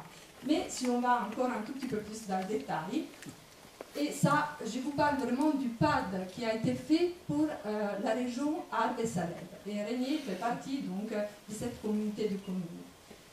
Et il nous dit qu'il faut construire un territoire de vie, développer un projet économique à l'échelle du territoire, rendre les territoires plus accessibles, et effectivement, il faut toujours avoir un PLU et un plan de circulation. Or, il faut savoir que notre PLU, ça date de 2004, et les plans de circulation, on est en 2013, et c'était fait qu'en cette année. C'est que là que la mairie elle se préoccupe de faire un plan de circulation, et à chaque fois que je dis qu'on ne peut pas dissocier plan de circulation et PLU, ils me disent, mais vous voulez tout le temps changer le PLU. Mais non, mais c'est deux choses qu'on ne peut pas dissocier, parce qu'on ne peut pas circuler au milieu des maisons, si les maisons elles sont déjà construites. Et ils nous demandent aussi de préserver une qualité, un cadre de vie. Pour synthétiser, en fait, bon, on ne va pas lire tout ça, mais si vous voulez, vous pouvez les consulter sur Internet, mais tout simplement, il dit qu'il faut faire attention à pas, si vous voulez, à conserver notre cadre de vie et à pas faire justement nos, disons, villages qui sont juste à côté de Genève, des villes dortoirs. Et pour faire ça, il faut quand même conserver ses racines. Donc, les racines de Régnier, comme il a dit M. le maire, c'est des racines, il y avait des fermes, donc avec une certaine, disons, une certaine qualité de vie, lié aussi à ce qui était la vie à la campagne. Donc on n'est pas en ville, on est dans une zone semi-rurale. Et c'est ça que quelquefois, d'après moi, on a la tendance à oublier. Comment on peut, disons, mettre en pratique toutes ces théories au niveau du PLU? Alors, différentes sont les finalités du PLU. Il faut que le PLU va essayer de préserver les changements climatiques, donc il doit préserver l'atmosphère, il doit préserver la biodiversité, il doit essayer de rendre possible l'épanouissement de tous les êtres humains, il doit aussi rendre possible la cohésion sociale, c'est-à-dire favoriser la mixité sociale, par exemple, et des rencontres entre les générations. Et il doit favoriser un mode de production et consommation responsable, et il doit aussi faire en sorte de manière que les gens ils puissent participer à la vie de leur commune, par exemple. Merci. Et donc, les principaux enjeux en manière d'urbanisme. Donc, qu'est-ce qu'il doit faire un PLU pour rendre possible tout ça? Il doit essayer de, et ça c'est très important, de réduire les émissions de gaz à effet de serre liées au déplacement. Mais ça, c'est pas juste, mais c'est possible en ville où on a des transports en commun. Maintenant, nous, on est à Régnier. Et pour l'instant, les seuls transports en commun qu'on a, c'est le train. Et puis, on a des cartes, vous amènez nos enfants à l'école, mais c'est les mêmes cartes qu'il y avait il y a 50 ans. Donc ça, moi, je les ai dit souvent. Pour l'instant, on n'a pas de bus de ville, et pour l'instant, on n'a pas de sédan. Donc, on verra après que les seuls moyens de transport qu'on a, c'est la voiture, le vélo et la moto. Et il faut essayer de maîtriser la consommation et la demande d'énergie des bâtiments, promouvoir les énergies renouvelables, et réduire la consommation d'espace. Et ça, on l'a très bien compris, donc ça signifie densifier les centres-villes, économiser, protéger les ressources naturelles, gérer les patrimoines naturels, mener des actions de valorisation et assurer la cohésion sociale. Bon, on va se rendre. Alors, pour rendre, donc on sait que tous les bâtiments, vous regardez dans les grands panneaux que, par exemple, Vinci va vous proposer, vous verrez bâtiment BBC, bâtiment à basse consommation, mais on sait aussi que donc, les bâtiments ils doivent être bien orientés, et notamment il doit avoir une exposition sud-nord, si c'est possible, pour permettre cette basse consommation d'énergie. Et puis encore, pour continuer, et puis j'ai essayé de vous mettre un graphique pour voir qu'est-ce que c'est un écoquartier. Donc, on veut une ville responsable. À Régnier, ils nous disent qu'ils vont nous proposer une ville responsable. Donc, qu'est-ce que c'est une ville responsable? On sait qu'on doit économiser du terrain, donc c'est logique. On doit proposer du collectif, une habitation. Donc, comme vous voyez, c'est le cas des petits collectifs. Mais on n'oublie pas les espaces verts, parce que les gens, ils doivent quand même se rencontrer, les enfants, ils doivent quand même jouer. Et donc, chose que moi je remarque à Régnier, souvent on oublie. Et puis, pour ce qui concerne le déplacement, on essaye de laisser les voitures, vous voyez, au dehors du quartier, pour permettre aux gens de se déplacer dans les quartiers, soit en vélo, soit à pied. Et puis, on essaye aussi de respecter, par exemple, pour ceux qui ont la propriété, on veut essayer d'améliorer la propriété des lieux, récupérer les eaux, et faire éventuellement une récolte des déchets différenciés. Donc ça, c'est une idée aussi de ville éco-responsable. Alors, donc tout ceci, en quelques mots, c'est la théorie des grands principes du Grenelle de l'urbanisme. Et donc à Régnier, ils nous disent qu'on peut faire de Régnier une ville moderne qui va respecter tout ça. Donc, mais on va voir si vraiment ces grands principes, vraiment, comme souvent ils vont nous répondre, ils sont vraiment appliqués à Régnier. Donc, les premiers arguments que je voulais citer, justement, on a dit qu'à Régnier, il y avait beaucoup d'agriculteurs. Là, par exemple, moi, je ne connais pas du tout les propriétaires de ce terrain, hein, donc je ne sais pas du tout, mais je sais que là, il y avait des salades. Je me pose la question, Régnier, qui donc avait une tradition d'agriculteurs ou de maraîchers, les gens qui plantaient leurs salades là, ils vont être poussés à planter leurs salades ailleurs. Est-ce que vraiment les agriculteurs ils pourront vivre à côté d'une ville de 10 000 habitants? Moi, je peux vous assurer que j'ai déjà assisté à plusieurs réunions dans lesquelles des agriculteurs ont participé. Et la vie de l'agriculteur dans une ville de 10 000 habitants, ce n'est pas tout à fait facile, simplement parce que ils ont des tracteurs, ils ont quelquefois des animaux, et donc ils vont créer des nuisances souvent pour les gens qui viennent habiter. Et donc la vie de l'agriculture à côté d'un centre-ville, c'est important, souvent c'est pas facile. Ce qui concerne l'habitation des bâtiments, l'orientation des bâtiments, donc Olivier il avait déjà un petit peu vu ça. Donc si on regarde l'orientation des bâtiments, donc on vous a mis l'orientation sud, hein, et vous voyez que donc M. Fugain, à l'époque, il m'avait dit que ça c'était vraiment un bâtiment unique justement pour son exposition par rapport au Grenelle, donc j'avais rien à dire, peut-être il avait raison.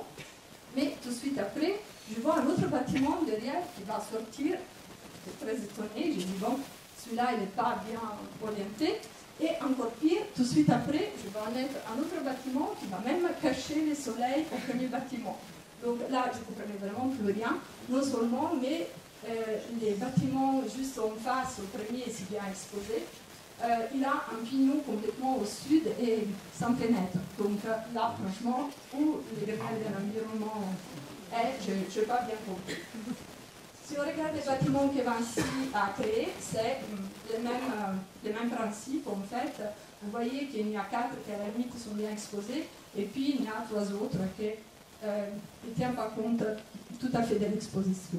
Même chose dans la rue des écoles.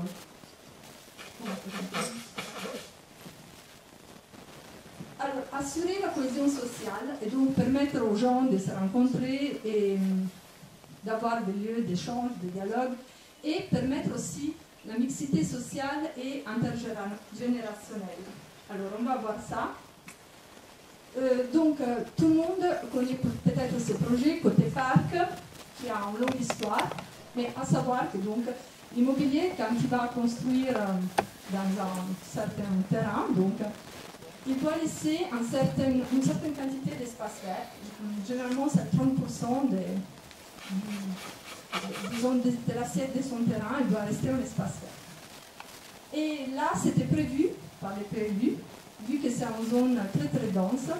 Donc, l'immobilier, il aurait dû laisser l'espace vert à l'intérieur de son là, à l'intérieur de ces lots. Mais là où vous voyez les cercles, il devait y avoir un jardin public. Donc, c'était un terrain en propriété de la mairie. Et ça devait être un jardin public des quartiers. Puis, avec des échanges faits entre la mairie et donc, les propriétaires du terrain à cause, je ne sais pas, de l'élargissement de routes, je ne sais pas exactement de quoi, mais finalement, ce qui étaient les jardins publics d'araignée est devenu les verres qui étaient nécessaires à l'immobilier pour avoir son permis. Alors, je me demande, franchement, c'est simplement ça la question que je pose, je ne sais pas à quelle raison amène à faire ça, mais si dans le PLU c'était statué que ça devait être un jardin public de la commune d'Araignée, avec des parkings qui au début ils étaient prévus comme parking public, qui après aussi les parkings sont devenus, logiquement, vu que le terrain est devenu propriété de l'immobilier, même les parkings sont devenus les parkings nécessaires pour construire dans la scène du terrain.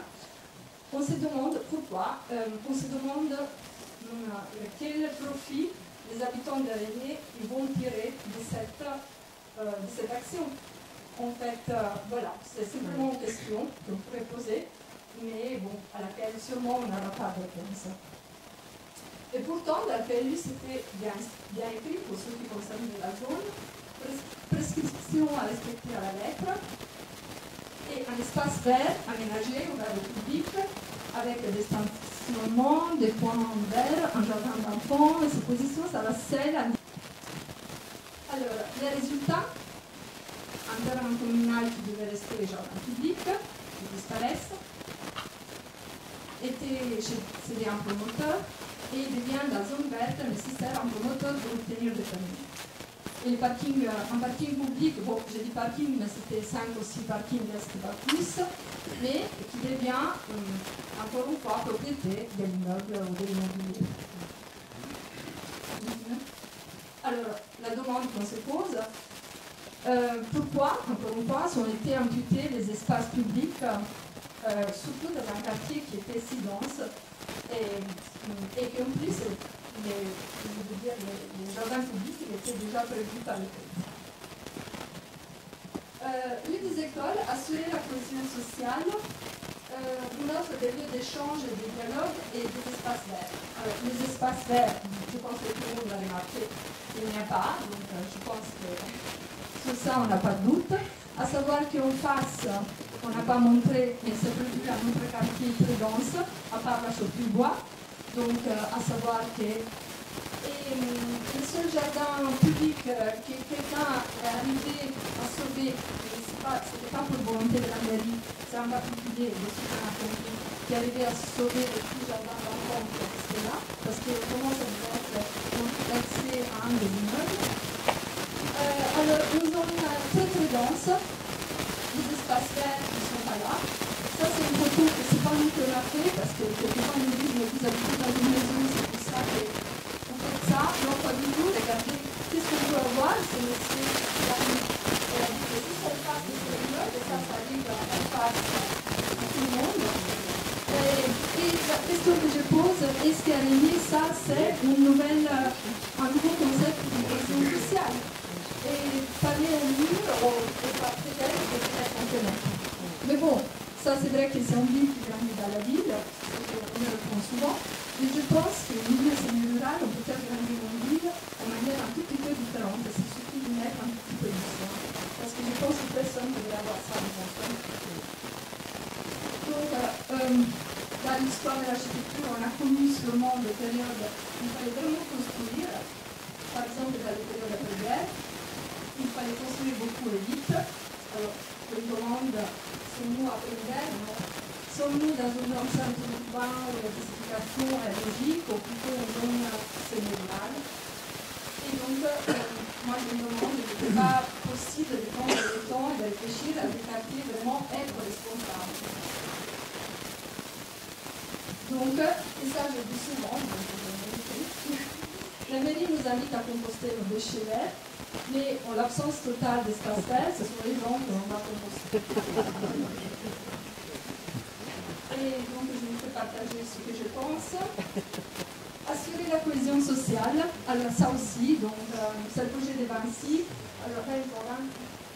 Alors, dans ces projets, c'était prévu 3 phases. Une première phase, la phase numéro 2. Une deuxième phase, la phase numéro 1. Et la phase numéro 3. Donc pour l'instant, les phases construites sont la phase numéro 1, la phase numéro 2.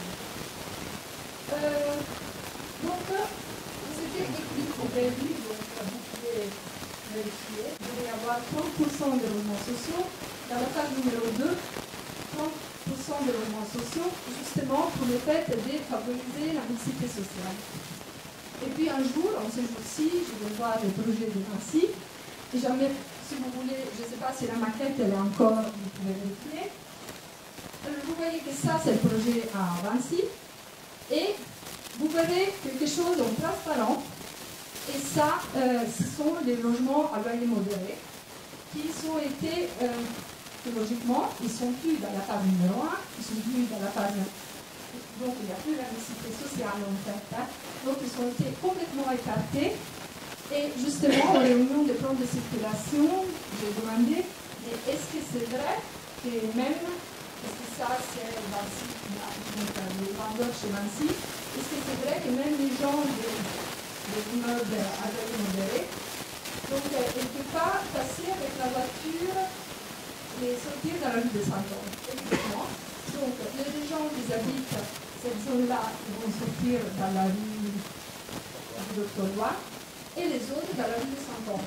En manière que, vraiment, non seulement il n'y a pas de mixité, mais vraiment une séparation nette et précise entre les deux parties. Donc, on a fait une exception au PLU. Apparemment c'est légal parce qu'il y a un seul projet. Moi, je ne suis pas spécialiste, je ne connais pas les normes, mais en tout cas, c'est une exception au PLU. Et je demande tout simplement, vu les Grenades de l'environnement, où est passée la mixité sociale. La réponse était par M. le maire, que de toute façon on n'est pas obligé.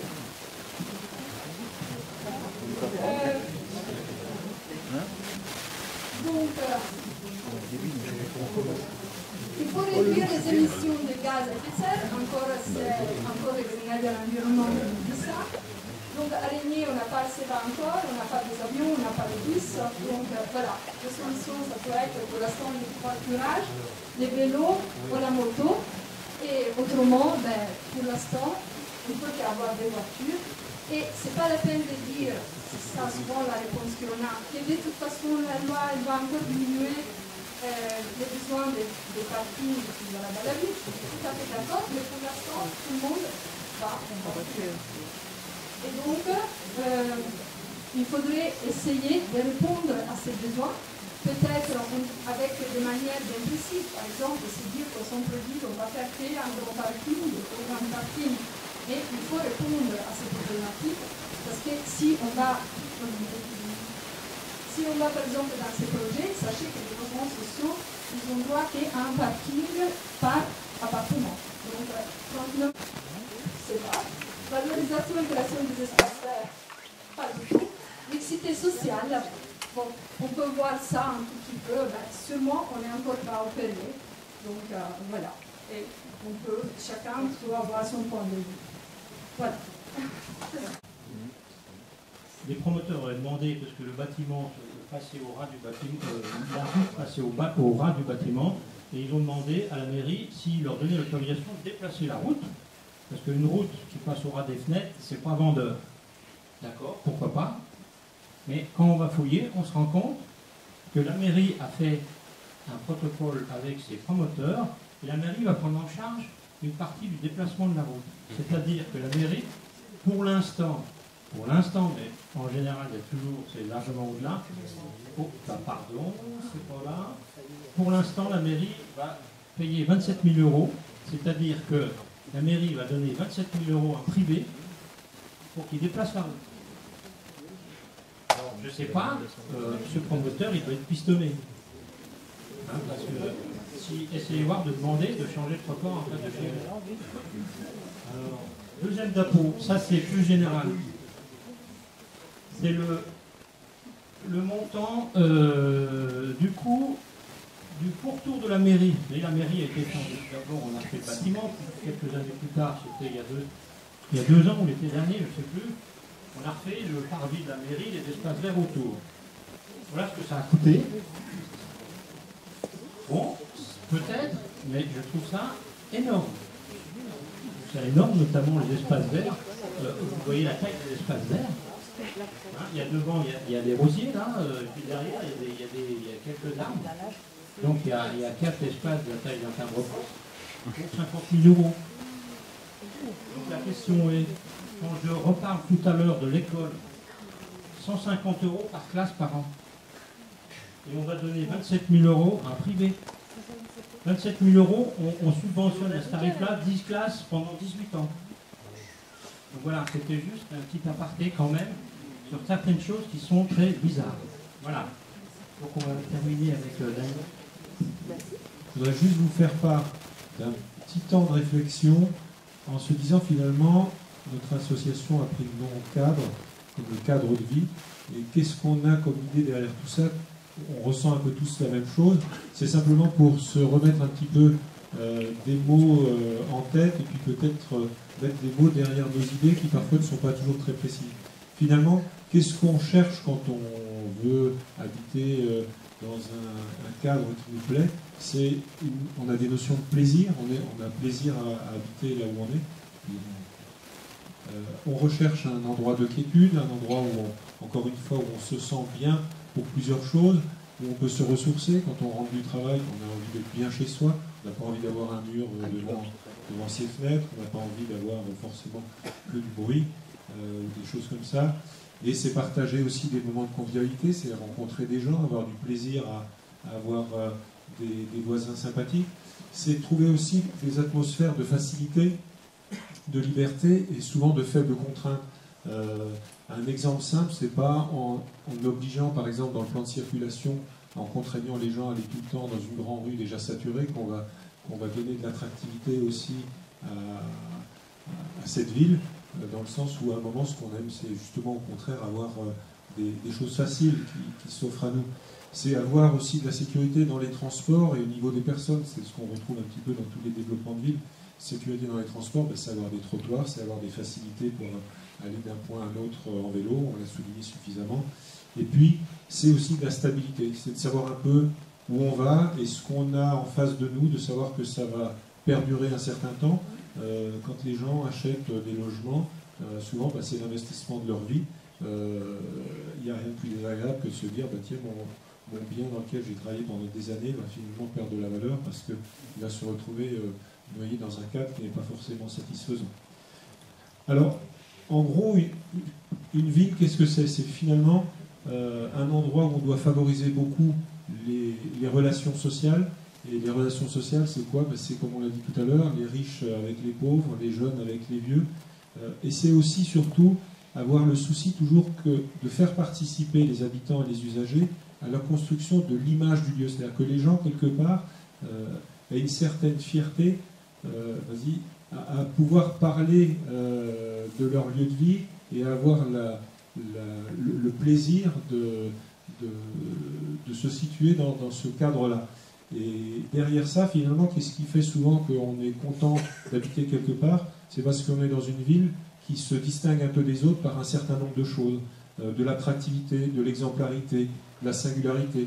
Il y a des villes qui investissent massivement dans des écoquartiers, dans de la mobilité douce, en installant des bornes électriques pour recharger des vélos, des voitures, et qui font la promotion d'un certain nombre de choses, même si parfois c'est que symbolique. C'est toujours important de montrer que c'est vers cette dimension qu'on veut aller. Et globalement, c'est toujours effectivement avoir finalement une amélioration de son cadre de vie, et puis ne surtout pas oublier le côté de développement économique, c'est-à-dire le développement économique qui va se faire par quoi? Par du commerce, aussi par de la culture. On peut avoir des espaces de culture qui vont attirer du monde, et c'est ce genre de choses qu'on aimerait aussi voir dynamiser notre commune. Si on reprend très rapidement le volet de l'environnement, on l'a suffisamment développé, la ville de demain sera forcément une ville éco-responsable. On ne pourra plus contourner cette valeur-là. C'est en mettant bien sûr en valeur l'environnement, c'est pas en se disant non, finalement il n'y avait rien donc je peux faire n'importe quoi. Il y a toujours quelque chose, c'est pas parce qu'on n'a pas des objets classés qui n'ont pas un caractère et un caractère local et qui ne constituent pas quelque part le patrimoine local. La ville est forcément tournée vers les citoyens, accueillante, à l'écoute, parce qu'aujourd'hui, c'est ce qu'on reproche justement à toutes les cités qu'on a construites et qui se sont dégradées. Et enfin, dans le volet de l'environnement, c'est forcément, dans des zones semi-rurales comme les nôtres, préserver les entités paysagères. Quelque chose qui est toujours très important que les grandes villes mettent de plus en plus en avant dans les décisions d'urbanisme, c'est regarder justement cet équilibre aussi des volumes. Quand on dit qu'il n'y a pas de cohésion, d'homogénéité dans les constructions greniers, c'est pas seulement sur le plan de l'esthétique. Chacun peut avoir ses idées par rapport à des valeurs esthétiques. Mais par contre, ce qui est toujours très important aussi, c'est d'avoir de l'harmonie entre les vides, les pleins, les visions possibles, les angles de vue qu'on peut avoir, et puis effectivement aussi des équilibres entre ce qui est commun et ce qui est privé. Si on prend sur le plan de la mobilité, c'est effectivement non pas seulement contourner les obstacles ou mettre des contraintes dans les plans de circulation parce qu'un jour il y a des gens dans un lotissement qui disent oui mais moi j'arrive pas à sortir de chez moi, il faudrait mettre un stop en plein milieu de la rue. On le voit aujourd'hui dans la rue de Bellefonds.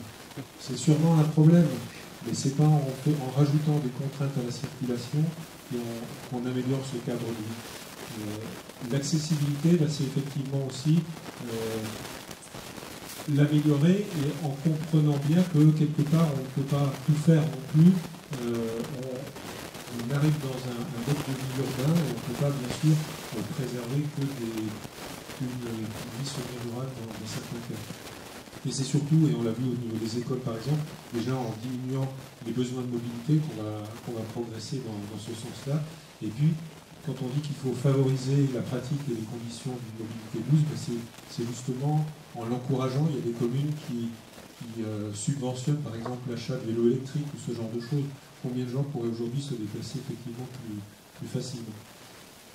La gestion du stationnement, aujourd'hui, clairement la mairie nous dit qu'il n'y a pas de problème de stationnement à régler. Il y en a largement assez, ce n'est pas un souci. Bien sûr qu'on ne pourra pas toujours se garer devant le commerce devant lequel on veut aller ou à l'endroit où on veut aller.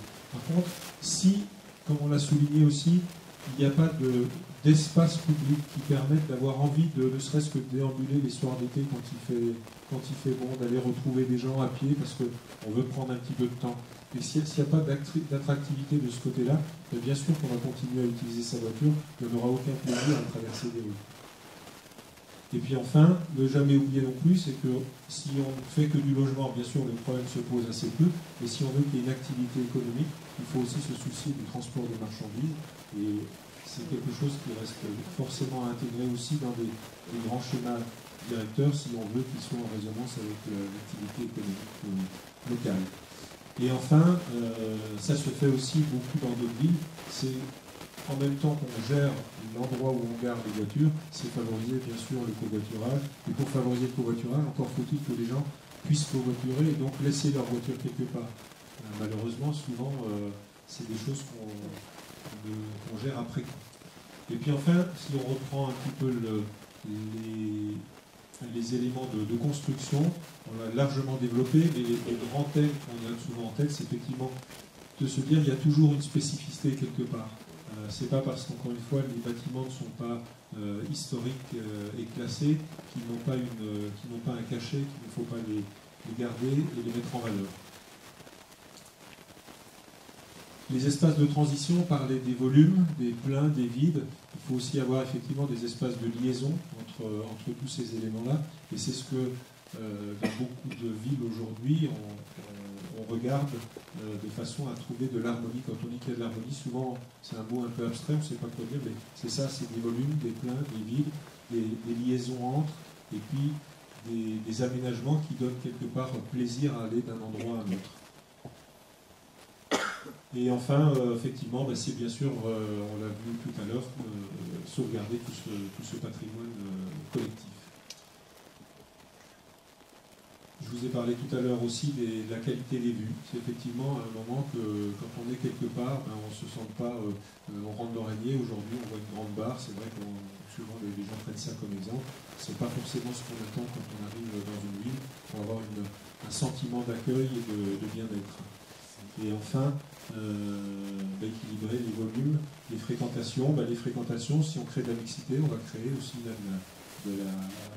des équilibres dans ces fréquentations et on va pas avoir ces phénomènes d'îlots. Et enfin, une dernière notion, la vie locale, c'est des lieux de rencontre, on le disait aussi, des places, des endroits où les gens se sentent bien, ont envie de se retrouver. On avait un kiosque avant, on avait des choses comme ça. Aujourd'hui, à l'époque, on avait dit qu'il était démonté pour être remonté en face, mais pour l'instant, il est remonté. Et dans toutes les zones qu'on a vues, on voit peu d'espace public, et quand il y en a, on voit plus qu'ils sont satisfaits. Donc vraiment, simplement, en conclusion, sur un petit peu général et théorique, mais c'est des choses qu'il faut avoir en tête quand on veut avoir des visions un peu plus lointaines et des perspectives dans le développement d'une ville, c'est avoir une image vraiment du futur qu'on veut atteindre, même si c'est un peu idéologique, même si c'est un peu utopique, et pas seulement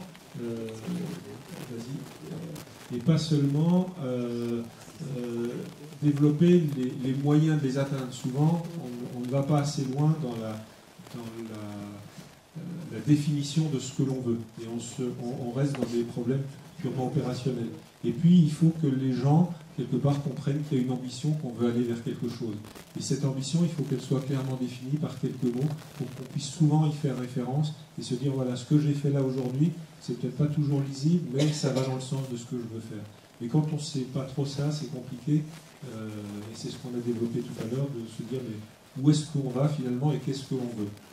Et encore une fois, oui, les villes de demain, forcément, ce qu'on va y chercher, c'est de la convivialité et que tout le monde s'y sente bien, quelles que soient les origines et les pensées qu'on peut en avoir.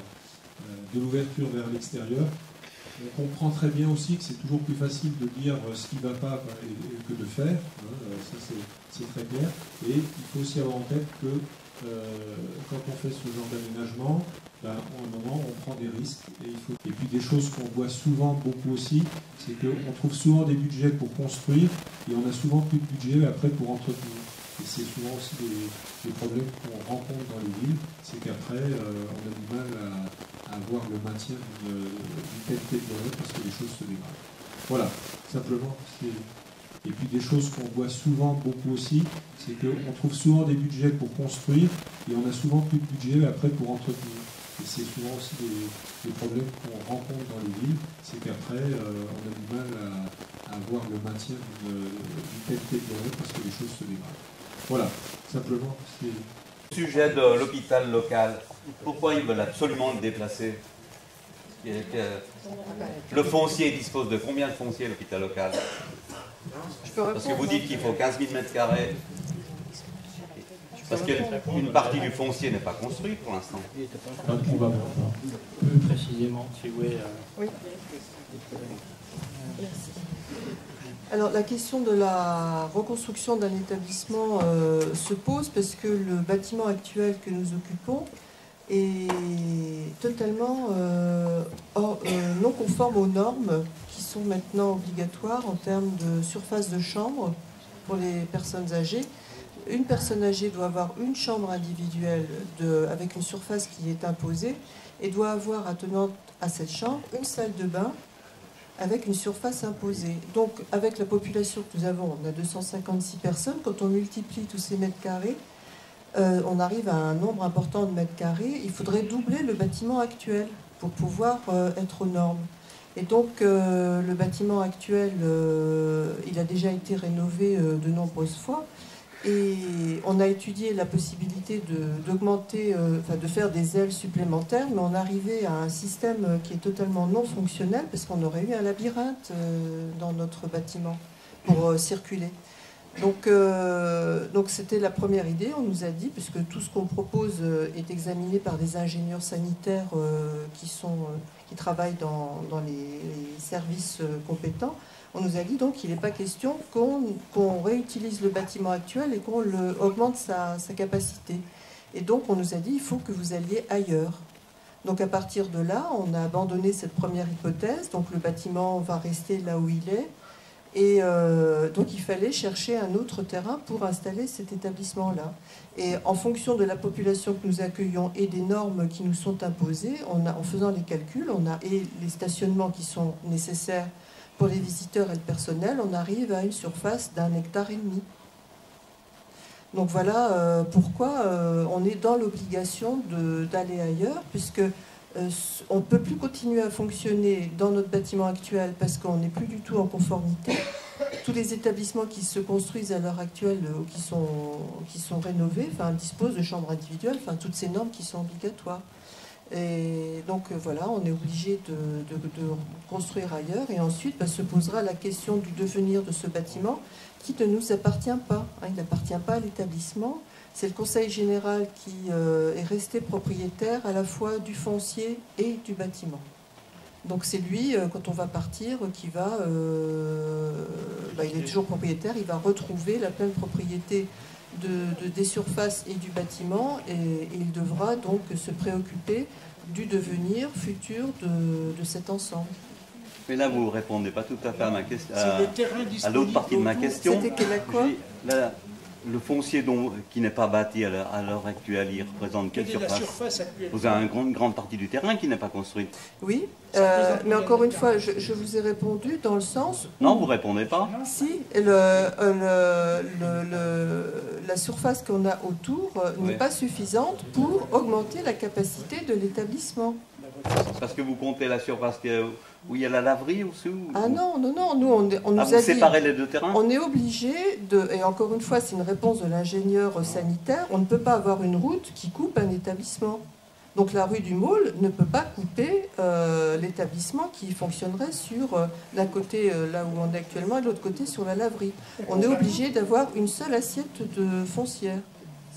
Encore une fois, simplement pour expliquer qu'on ne fait pas ce qu'on veut, dans le sens où on a des normes qui s'imposent à nous et que quand on fait des propositions, on a des ingénieurs sanitaires qui viennent sur le terrain et qui examinent les différentes possibilités qui existent et qui nous ont dit tout de suite, vous abandonnez cette hypothèse-là, vous allez ailleurs. Et le bâtiment actuel, il va devenir quoi en fait? Je ne sais pas, ça appartiendra au Conseil général de travailler sur le devenir après la réutilisation du bâtiment. La laverie va continuer à fonctionner là où elle est, parce que la laverie assure le traitement du linge pour une dizaine d'établissements, dont 5 hôpitaux. Et elle est nécessaire à ces établissements. Et si on veut qu'elle aille ailleurs, il faut que quelqu'un nous donne une dizaine de millions d'euros pour qu'on achète du terrain ailleurs, qu'on construise ailleurs la laverie et qu'on installe le matériel ailleurs.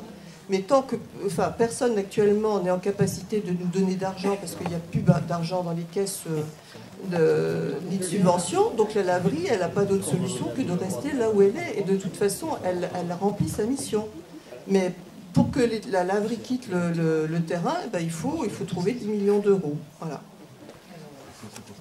Et encore une fois, c'est peut-être l'occasion de le dire, mais toutes les hypothèses qui sont travaillées, enfin, je veux dire, on n'exclut aucune hypothèse hein, quand on est dans des opérations comme ça où on essaye de faire évoluer nos conditions de fonctionnement, mais que ce soit des normes techniques, des normes architecturales ou des aspects financiers, toutes nos propositions, au fur et à mesure, elles sont étudiées et ensuite mises de côté parce que on n'est pas en capacité de répondre à toutes les normes qu'on nous impose. Donc finalement, après, il ne reste plus que la solution de construire un nouvel établissement ailleurs.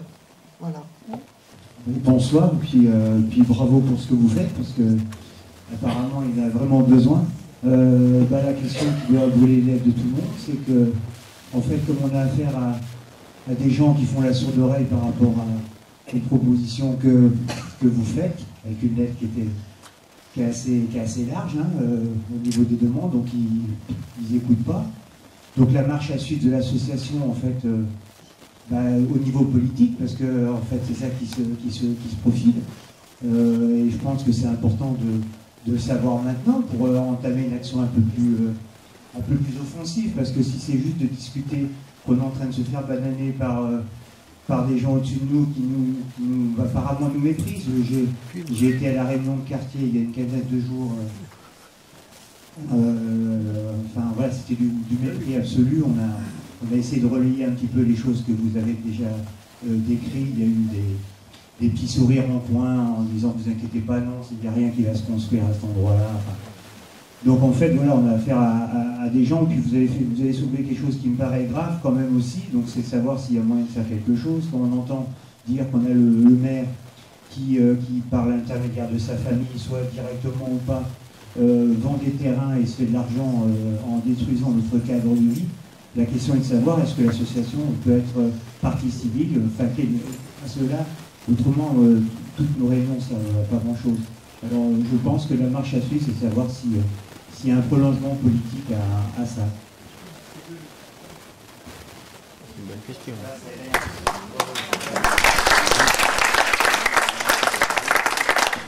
Il faut une tête de liste. Alors je dis, vous savez mieux que moi, dans les communes petites, à part les grandes communes où c'est vraiment des professionnels, des gens qui vivent de ça, quoi. Dans les communes de la taille de Régnier ou plus petites, qui vous avez en majorité, pas dans tous les cas, vous avez souvent soit des gens à la retraite, soit des gens qui ont des disponibilités faciles au niveau temps et au niveau travail, c'est-à-dire souvent fonction publique, ils arrivent à avoir des aménagements, etc. Le problème il est là. Nous, dans l'association, moi je suis médecin, on n'est pas à 35 heures loin de là, on a des gens très occupés, donc le problème est difficile. Bien sûr qu'on aurait envie. Hein, moi j'aurais envie de pousser, de faire quelque chose. Le problème est de savoir si c'est faisable ou pas. Et pour l'instant je ne le sais encore pas. Donc voilà, c'est un peu flou la réponse, mais je n'ai pas encore de...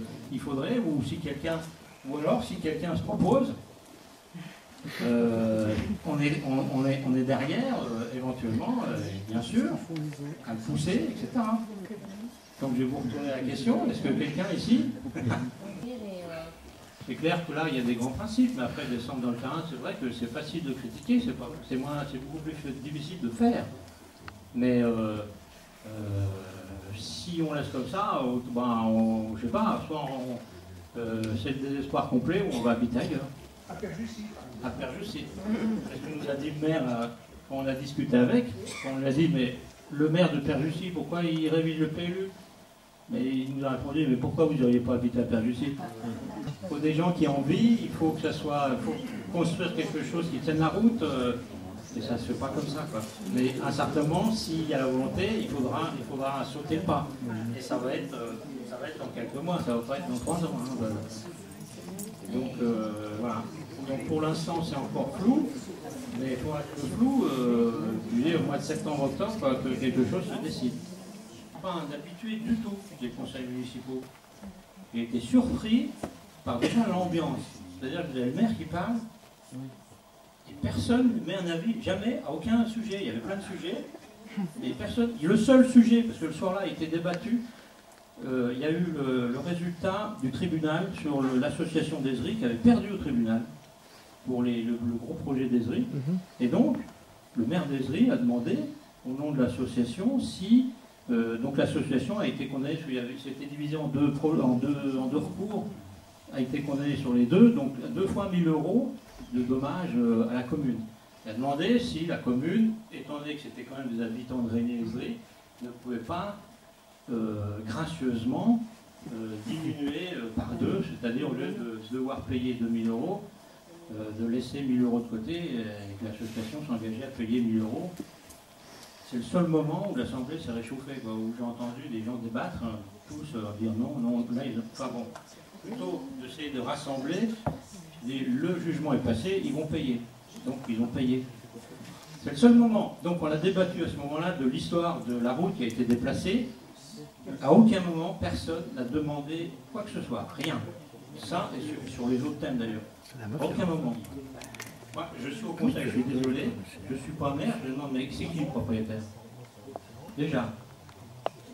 En plus, je dis, mais attendez. Le problème, c'est que ton c'est une SCI, donc... Ouais, mais enfin...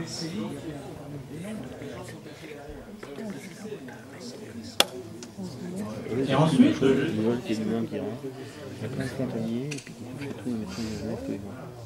et ensuite, ce qui me gêne, j'aurais posé quand même la question, puisque ça ne vous gêne pas, de payer sur les deniers de la commune, donc de vous et de moi, un privé, même si c'est 27 000 au niveau d'une commune, c'est pas la mer à boire, mais même 1 000 € pour moi c'est déjà trop.